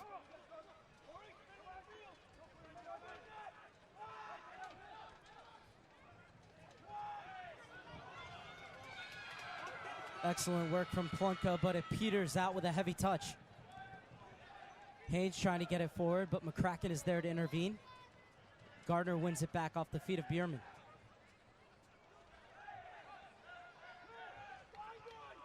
McCracken spot on with his positioning there. Yeah, it was great. Brenton Griffiths, how important was he to this side last season? 3 huge goals in his 23 appearances, and also making second team All-USL. You know, he was just a mainstay in the back line. You know, a lot of other people changed, but Brenton always stayed there, was always, you know, working hard for the team, doing whatever he needed to do to make sure that that back line was secure, it was safe, that no goals were coming through his side at the very least. And to see him back here out on the field again is must be comforting for a lot of OC Blue fans. And of course, one of the fiercest competitors on the field, but I hear he's one of the biggest jokesters off of it. He's a funny guy, you know. You never see him really without a smile on his face. And Levis trying to knife his way through. McCracken got a foot in and got the ball, but got a lot of Levis. Yeah, a bit too much for the referee's liking. Backing from the side there. The referee didn't like that one. This is kind of how the Blues got caught in a trap in the first half. Start giving away little free kicks in and around the box, corners. Couldn't find their way out. So I'm sure Coach Weiss wasn't too happy about that foul, and you know they'll want them to change the back line, especially change their tune pretty quickly. And Levis is struggling a little bit. Looks like he's going to try and walk it off. Of course, one of the players who loves to serve it in, he's calling everybody else off, saying, hey, do you want me to take it? He's saying, no, I got this.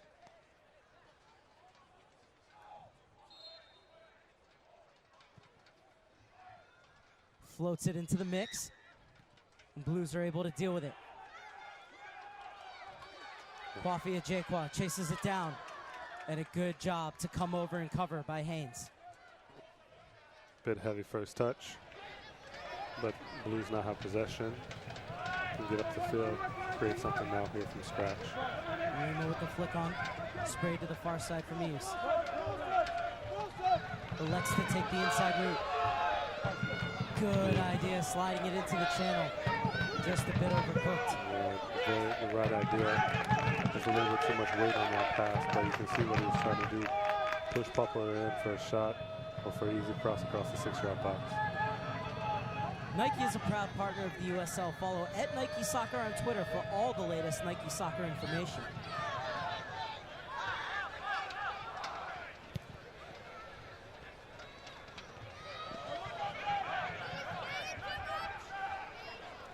Greg wanted to take it quickly. Haynes. Farmer. Full international, gets it off to his center back partner, DeVitt. Promptly gives the ball away. Ejekwa. Good touch back. They're waiting in the box. It was pulled into an interesting position. And a smash clear by WFC2. This crowd just waiting for a goal, waiting for the chance to explode out of their seats here at Anteater Stadium. 56 minutes, still 0-0.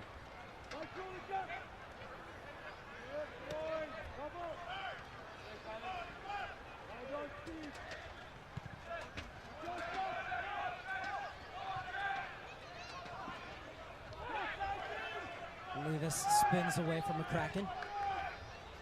Long ball over the head of Gardner.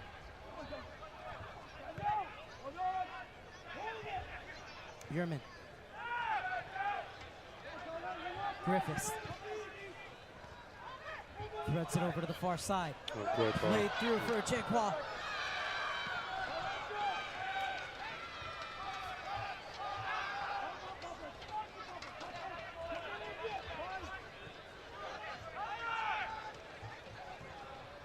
You know, for a lot of these players, it's not only their debut, but their first professional game. Bierman doesn't look at all overawed by the occasion. No, he's really settled in well.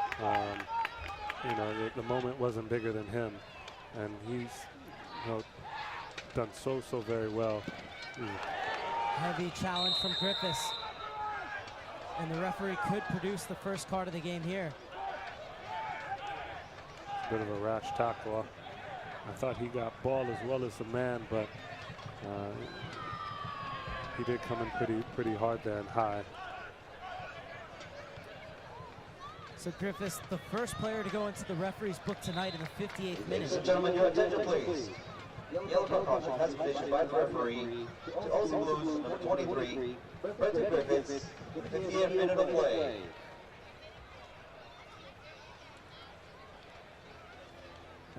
After a challenge like that, it's hard to get off. I mean, yes.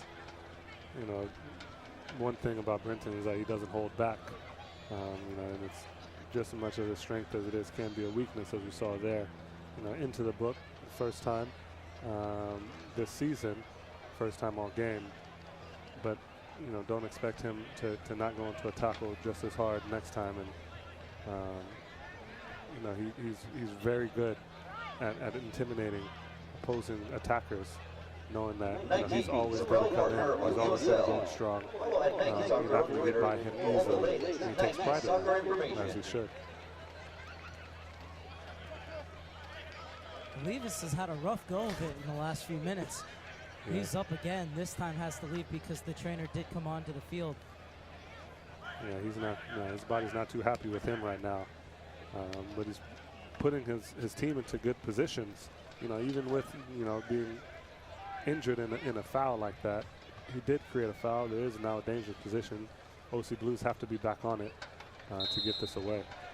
And it's going to be Piro to serve in the absence of Levis. Oh, good ball floated in, and it's the opening goal for WFC2. What a goal from Piro, or excuse me, a service from Piro. Wait for confirmation of who got the final touch. I think it might be Greg. I think so. On his WFC2 debut, Kyle Gregg has put WFC2 in front right on the hour mark. And like we were saying, you know, the more and more opportunities you get from set pieces, the higher percentage that they're going to be able to go in. And right there we saw a great ball in, right into the mixer. You know, in that no man's land where Miller doesn't know if he wants to come out or not. And it's such a hard ball to try and defend as you're going back towards your own line, own back line, own goal. Miller doesn't know when to come out. 8 yards out, great flick on header, finds the back post. 1-0 to WFC2. And what does it say about WFC2 that they all went and celebrated with Levis, the player who was off injured? Yeah, they knew exactly, you know, who created that set piece, that opportunity for them. You know, Levis put his body on the line, got the foul, and now they're one up. It's a whole different ballgame now, a whole different mentality for both teams. It'll change things here with about 30 minutes to go. It's game on at Anteater Stadium. WFC2 has broken the deadlock on the hour mark. Gorgeous ball set in by Piro, the 20-year-old who's been in the Whitecaps FC's residency program since 2011. Wow.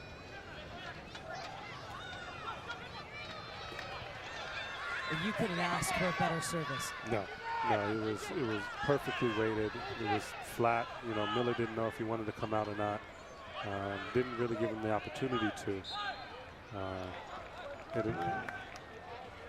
As much as Levy's loves taking those, I think Piro might have a shout for the next one or a couple. So what does Orange County have to do to get back into this? Do they need to change anything? They need to go back to what was working in the first 10, 15 minutes of this game. You know, there's no time to panic just yet, but they're getting caught too deep, and they're not being able to find their forwards, their center midfielders to be able to play out.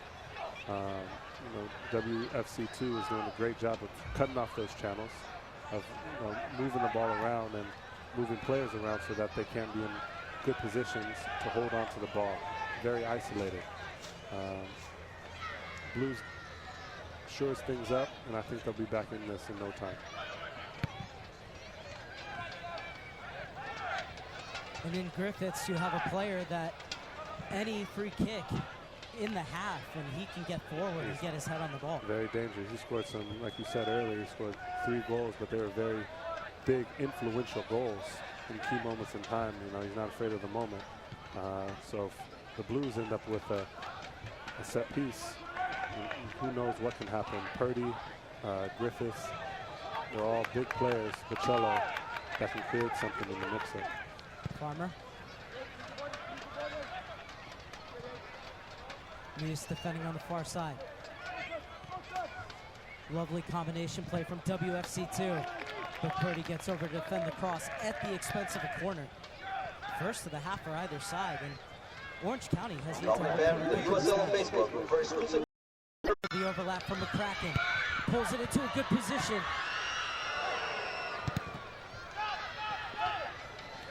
Griffiths gets there first. And a nice little feint to create that space to get away from Gray. Well, that's what the Blues need. They need to find themselves in, you know, wide positions, dangerous positions, and whip balls in.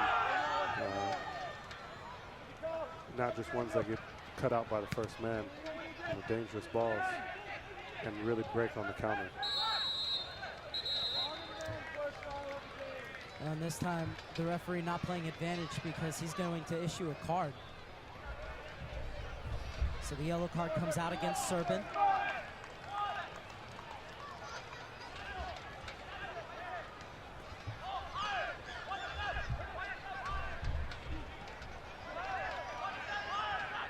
And here's what we talked about, the chance to float this in with the likes of Purdy and Griffiths getting into the box.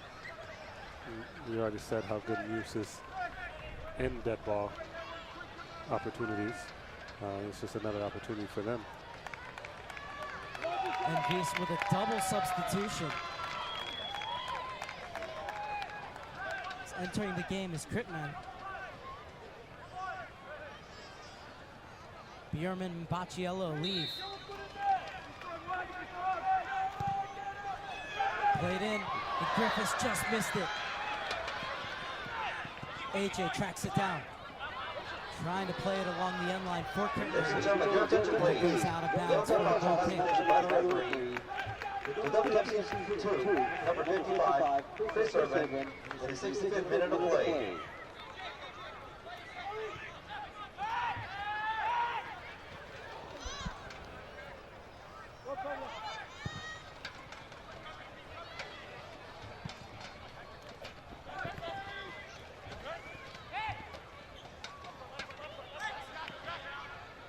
Levis dancing. It's stepping in and winning the ball back is Orange County.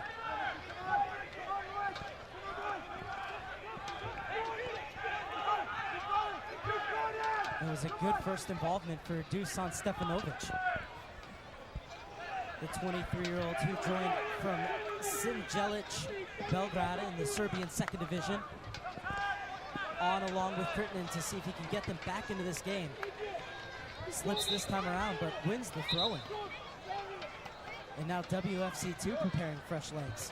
It has to be said, though, that Bocello and Bierman did very well tonight in their debuts. You know, Bocello did have the opportunity. Nats did very well in possession. The ball worked very hard. I think Wies will be very happy with both of their performances tonight.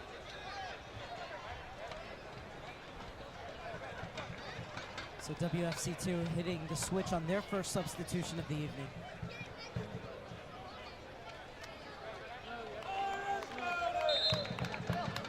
And it's going to be Giuliano Frano coming in to make his WFC2 debut after joining from Seattle Savage.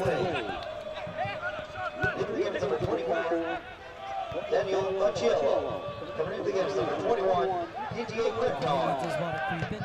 Also into the match is number 16, Mads Bierman. He flights it forward. Coming into the game is number 18, Dusan Stefanovic.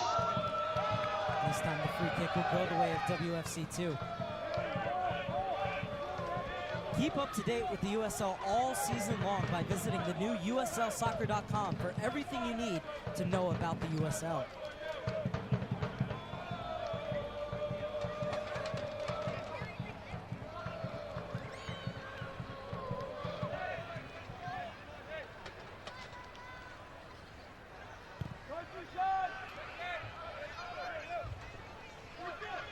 So as Berman and Baciello come out, another player gets his Blues debut in Stefanovic. Yeah, it'll be exciting, you know, for him just to get a run, his legs out from underneath him. You know, he has 25 minutes to make an impact now.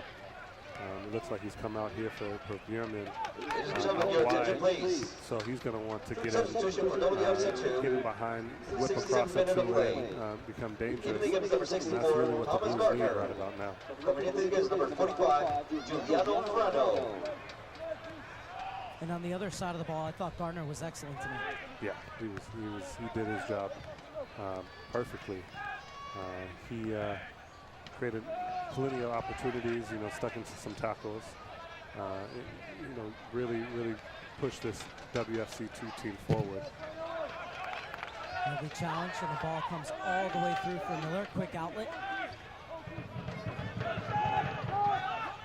Popara. Griffiths.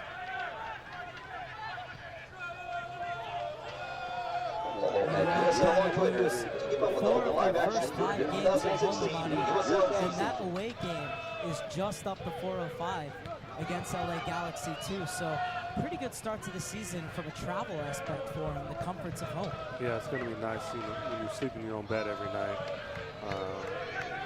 There's something to be said about that. You just feel more comfortable, more relaxed. You have a better kind of routine you get into on game days and match days. So they're going to look on really to build momentum in these first 5 games as much as they can, starting with hopefully, you know, for the Blues, finding a way to get in and score tonight. Stefanovic had McCracken bombing forward, but WFC2 is able to get back. And then another throw in deep in WFC2 territory for the Orange County Blues in the 70th minute.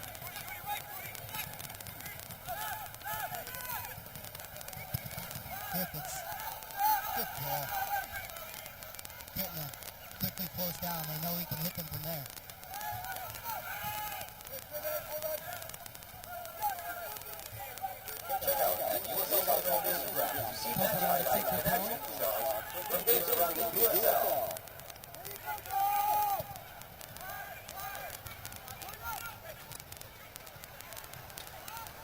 AJ tried to flick it on.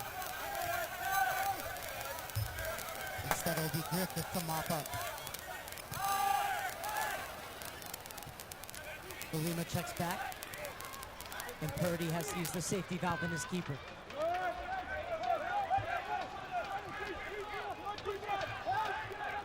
Blues starting to push the envelope here inside the final 20 minutes. Space for AJ. Long shot, pushed over the crossbar by Melvin. Great save there by Melvin.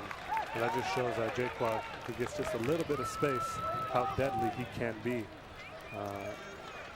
He's going to look to get into those pockets a little bit more as the game goes on, and they're going to have to push the Blues if they want to get back into this one.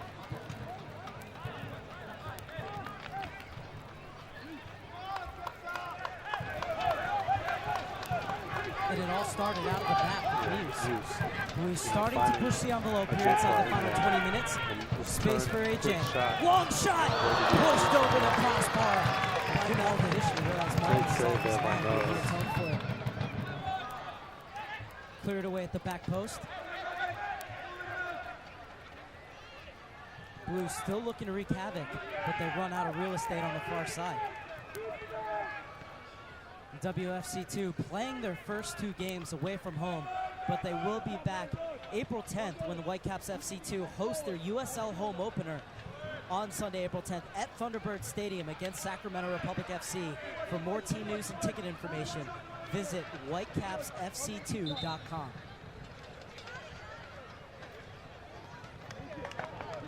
Franchise, and Seattle 2 is always a great team.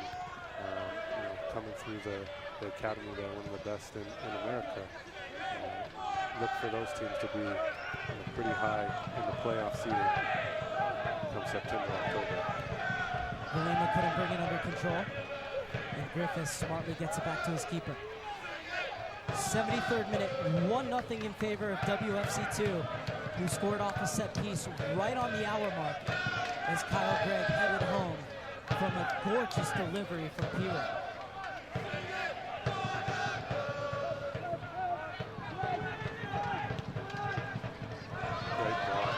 Stays down, but Jaquan brings it down and tried to leave it off with a trailing run just a split second too late from Didier Crittenden. That was a great ball over the top. You could see a Jaquan wanting that ball, calling for it, and perfectly waiting. Jaquan could have held on to a little bit more, but he needed more support. Unable to save that from going out for a goal kick.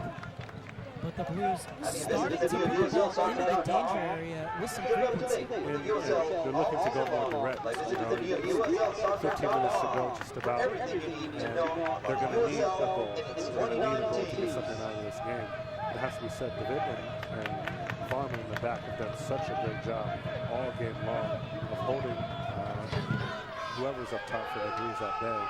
They're going to have their work cut out for them in these next 16 minutes. And I mean, I know it's only your number 2, but you can really see the maturity in this WFC2 side from their players from last year and this year. Oh, for sure. Much more organized, much more composed. They know what to expect a little bit more after having some of them 20, 30 games underneath their belt. And there's no substitute for experience, for seeing something, 20, 30, 40 times. I can only assume that it's going to get better for them.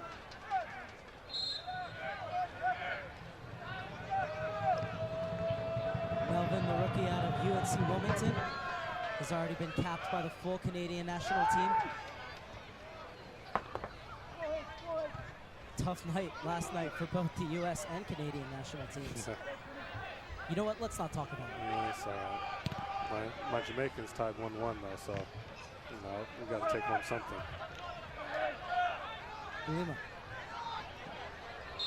Barge in the back from Levis.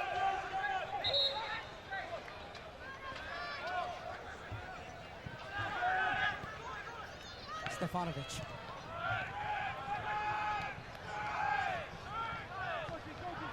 Greg. Well stepped in by Griffiths. Good reverse pass for Crittenden, and he wins the free kick. Cheeky little nutmeg in there from Crittenden, and way to draw the foul afterwards. He's very skillful, that one, and he can get into those little positions and cause havoc for any kind of defense. And Haynes is trying to walk away, or rather believe it's Farmer.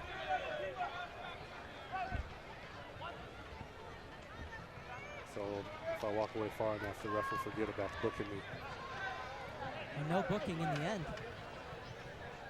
But a real chance for the Blues, especially considering the quality of the services that have come in from Muse. Look for Purdy and Brinton. Whipped in, good ball. But Griffiths did get his head to it.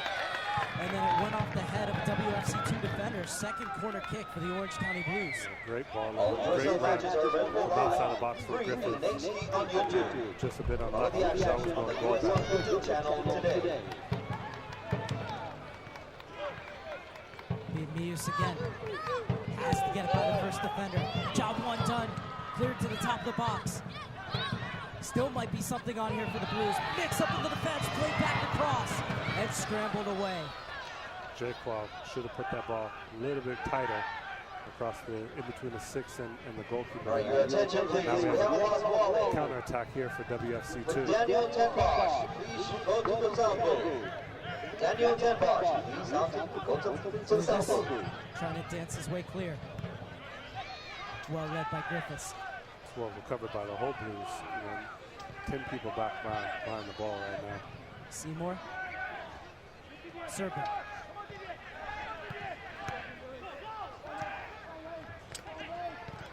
Galima. Good quick ball to spring the counterattack. Quickly. In! Almost equalizer!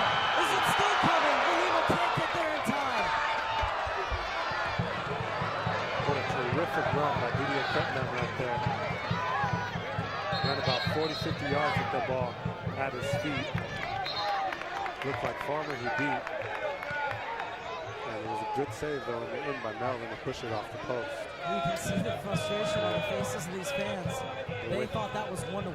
They're still waiting for their first goal of the year. And, it almost came that one. That's the closest chance the Blues have had all day. There's a player down as there was a heavy collision. Good football to spring the counterattack. And you see Cretman coming down. Is it still coming? Galima can't get there in time. What a terrific run by Didier Cretman. Very, very, very well there to push that ball just wide enough to not have it go into the goal and have the Blues have their first score of the year. We talk about all the players that the Blues have brought in, but another thing that they done during the offseason was they formed a partnership with Cal South to boost player development, coaching education, and community outreach initiatives that will reach over 200,000 Cal South members across the region. And that's just huge because it's creating that pipeline for players from the grassroots level to possibly one day go pro. When you think about Cal South soccer, it's traditionally been a powerhouse across the nation. In the ODP programs, state, regional levels. And for the Blues to partner with and tap into that, I think it's so great because it just, lets the players interact with the younger players and the youth, and how most of these guys on the team that grew up, in Southern California or somewhere near, played in the Cal South program like I did in San Diego. And to be able to expose all these youth players to professional players on a closer level, I think it's great, and I think it'll be a strong partnership coming on for years to come. When you talk about players growing up in Cal South like yourself, and Stefanovic, before he went over to play in Serbia, grew up playing for West Coast Soccer, which is the club where Oliver Wies came from. Yeah, and that's right down the street. That's perfect. You see, in the stands, there's FC Golden State, WCFC, United, Strikers, Slammers. There's tons of kids and programs, clubs that are right here in Orange County, which has always been such a powerhouse in soccer in Southern California. Inside the final 10 minutes and a handball called. You might get booked for that.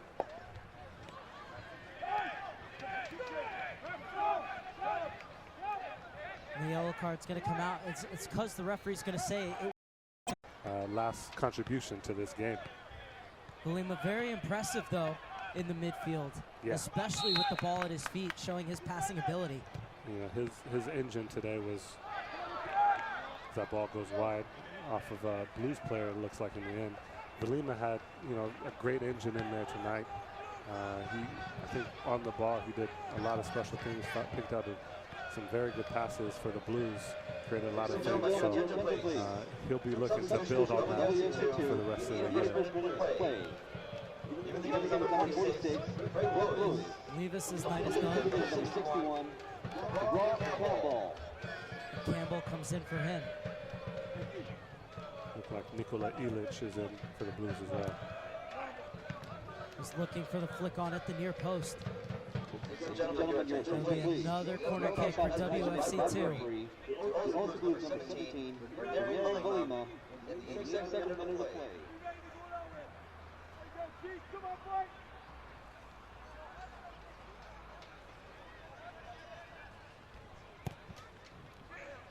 Piro. And skying to get that one was Miller. Absolutely nothing Miller could do on that goal. Otherwise, he's been sensational tonight. Yeah, he's definitely worth every penny. Miller's come up huge for the Blues and got caught in no man's land a little bit there, but by no fault of his own. It was a great free kick, great header by WFC2. He'll be kind of upset that's the one that got past him. Yeah, if it weren't for these keepers, this game could very well be 5-4 instead of 1-0 in the 83rd minute. Yeah, they've definitely proven their worth tonight. Both Melvin and Miller.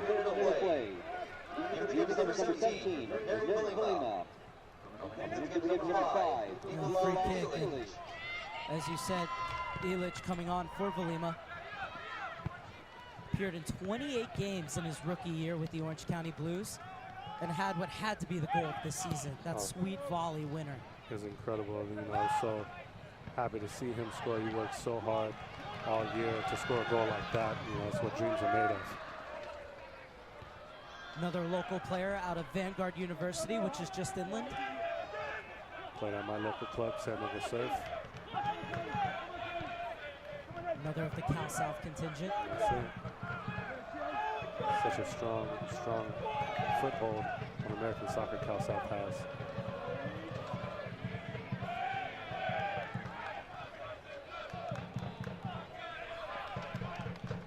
'84th minute. Orange County has 6 minutes to find the equalizer and then go on and see if they can get all 3 points here on opening night. Expect to see them going a little bit more direct now, trying to push something, get something. Stefanovic has found a pocket of space.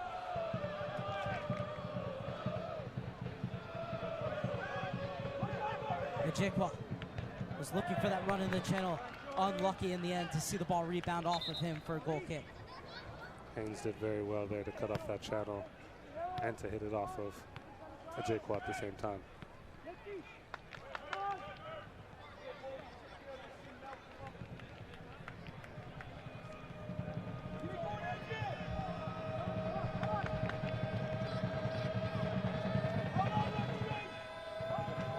Melvin taking his time in the 85th minute. As in fact waiting for a substitute, which is being named. And that's Piro who's going to leave. Excellent work by the 20-year-old Mitch Piro.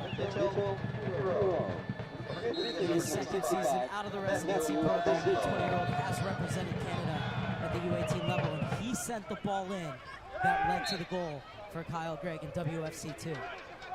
Tremendous ball again, can't say it enough. Perfectly weighted, perfectly placed. Put his team on one down. Take us out of the next match on Saturday, April 2nd, with the first ever matchup against St. Louis FC. Give us a call to purchase your tickets today.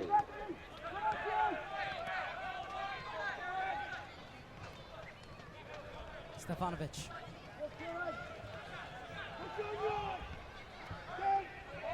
Crittenden.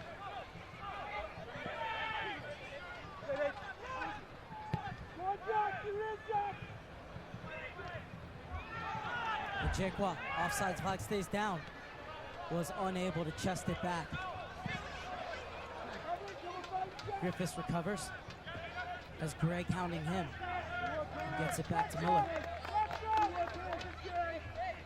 And of course, the Blues missing one of their biggest attackers, Amani, but still able to create a lot of chances tonight. Yeah, and I think that bodes well for the future for them.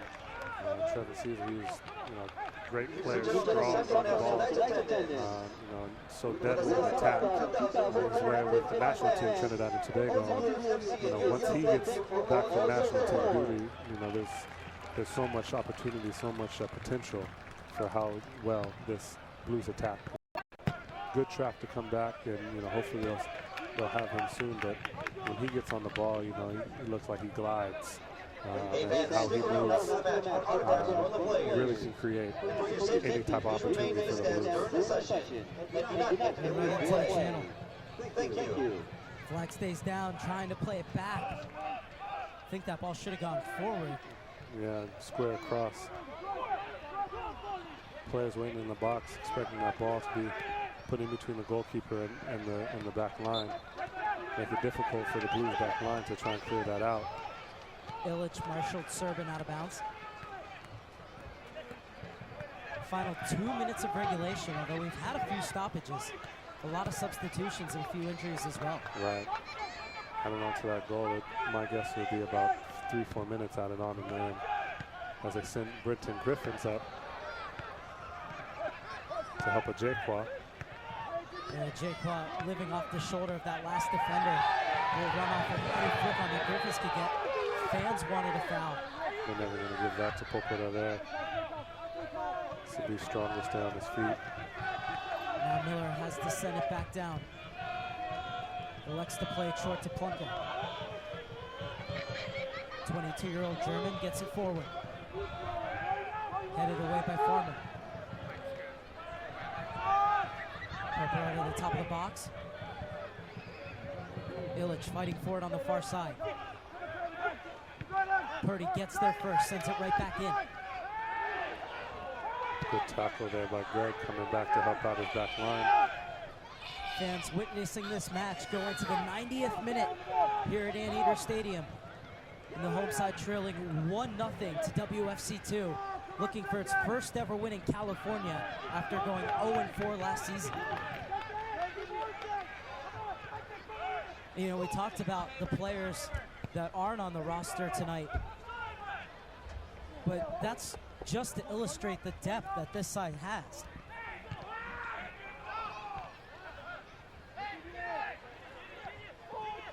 There's an Orange County Blues side that is unlucky not to find the back of the net so far in this game. Yeah.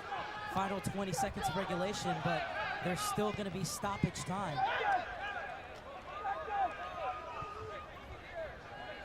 And of course, this is a Blues side that never stops fighting, never gives up. Stay with us till the very end as the Blues win a corner kick.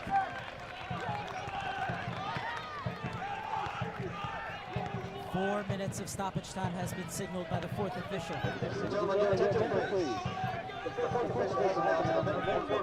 And Leos over to take, not surprisingly. It's a good ball in, Melvin's out. Punch is clear, only as far as Crittenden.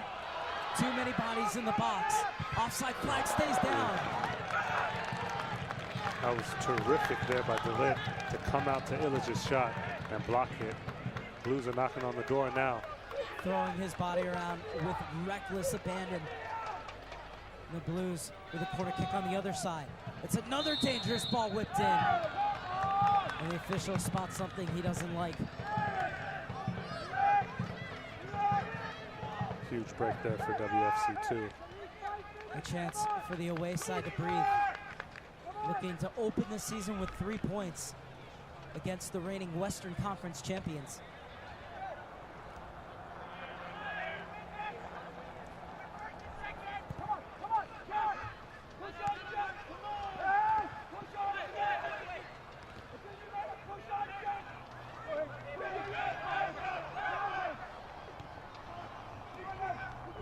Miller.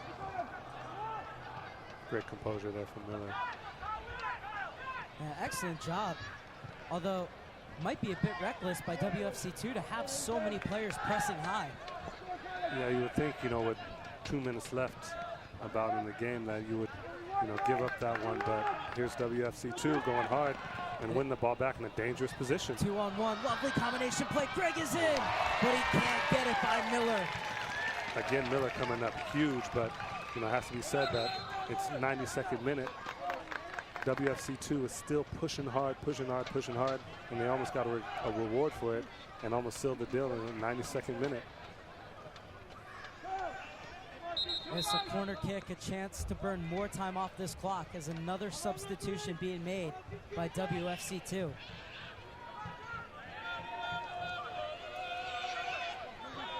And WFC2 is going to keep this ball in the corner. As Frano comes over, is going to try and hold it.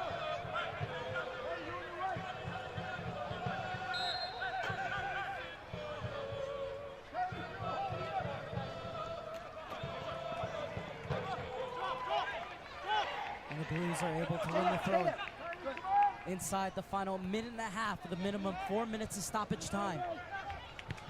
Played to the back post, but there are no takers for WFC2. That would have been an easy tap-in.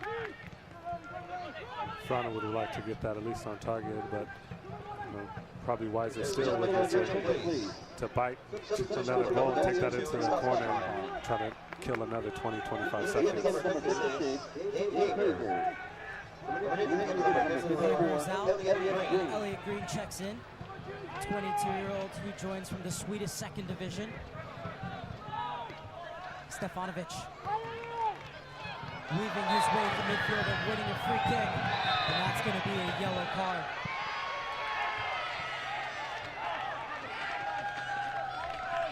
Seymour just slamming that ball away.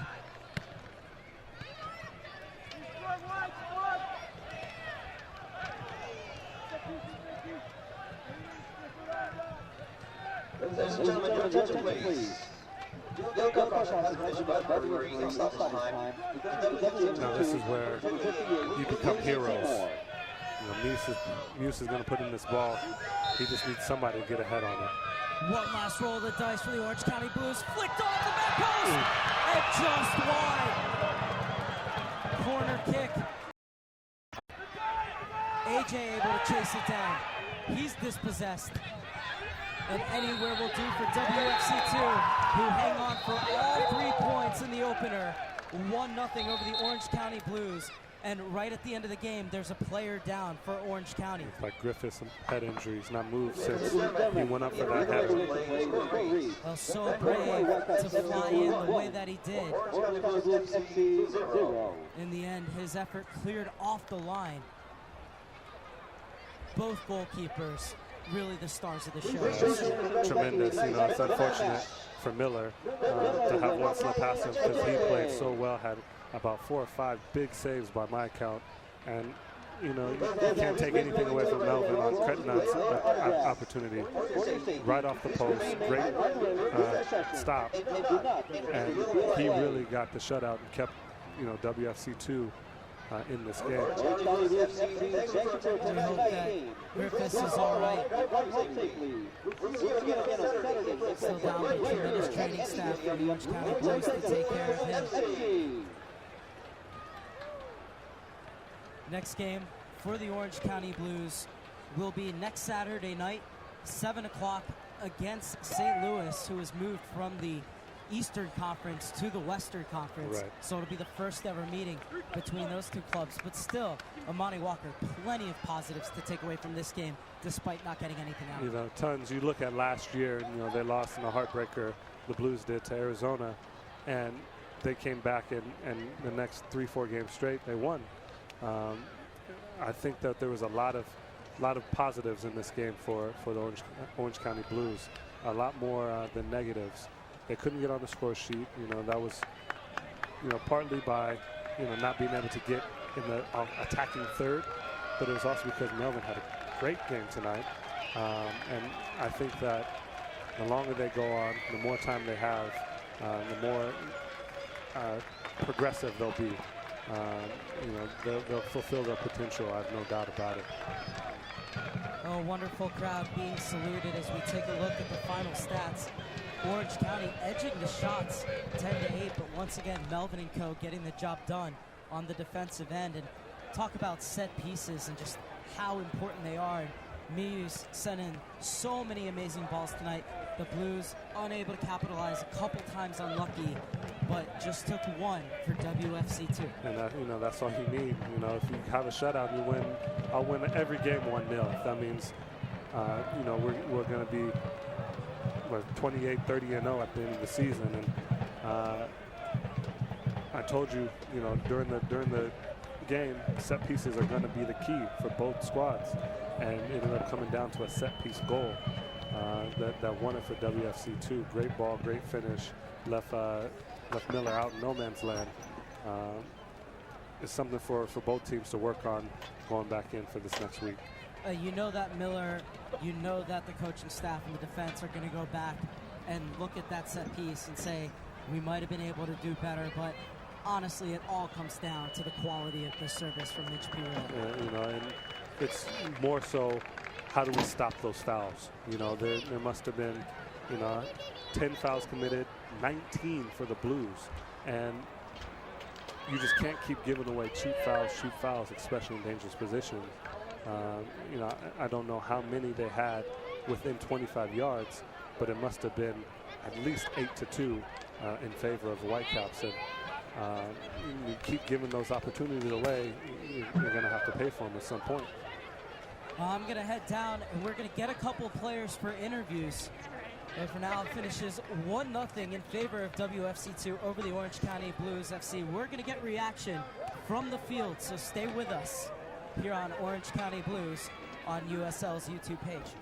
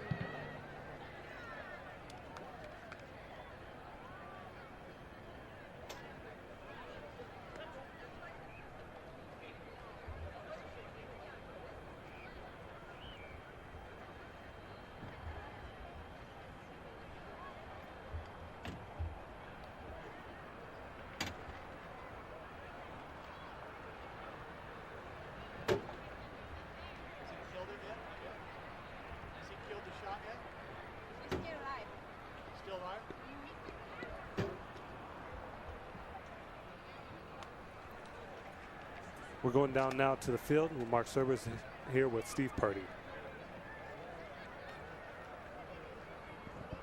We had some opportunities